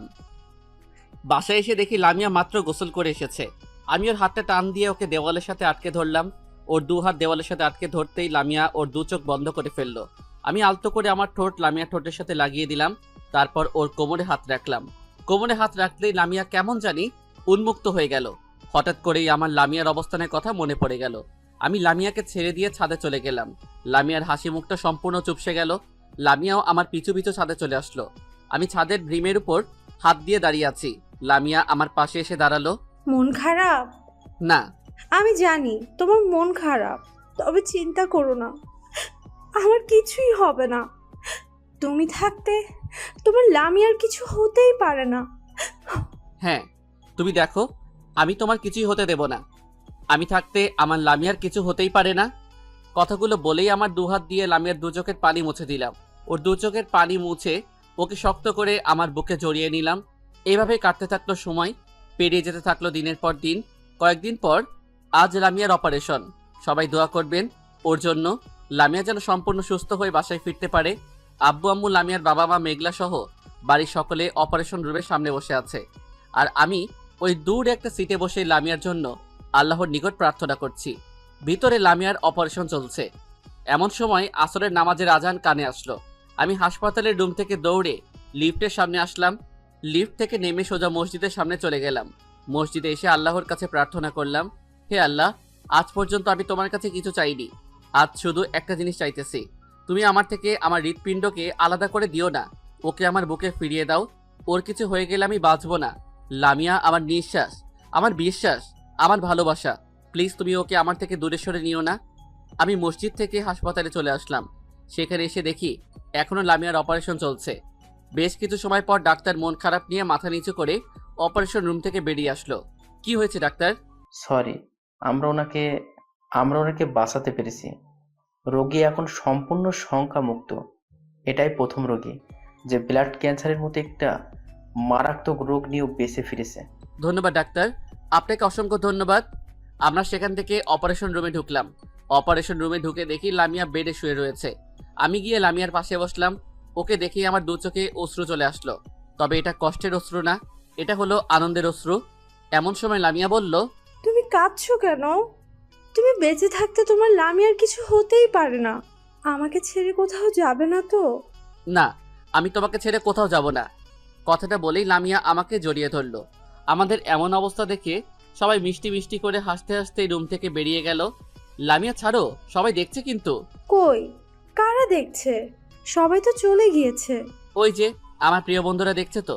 দেখুক, ওনারা তো তোমার কলিজা, ওনারা দেখলে সমস্যা কি? কথাটা বলেই আমিও লামিয়াকে শক্ত করতে আমার বুকে জড়িয়ে নিলাম। ওকে এখন বুকে জড়িয়ে নিয়ে যেন পৃথিবীর সব সুখ একসাথে অনুভব করলাম।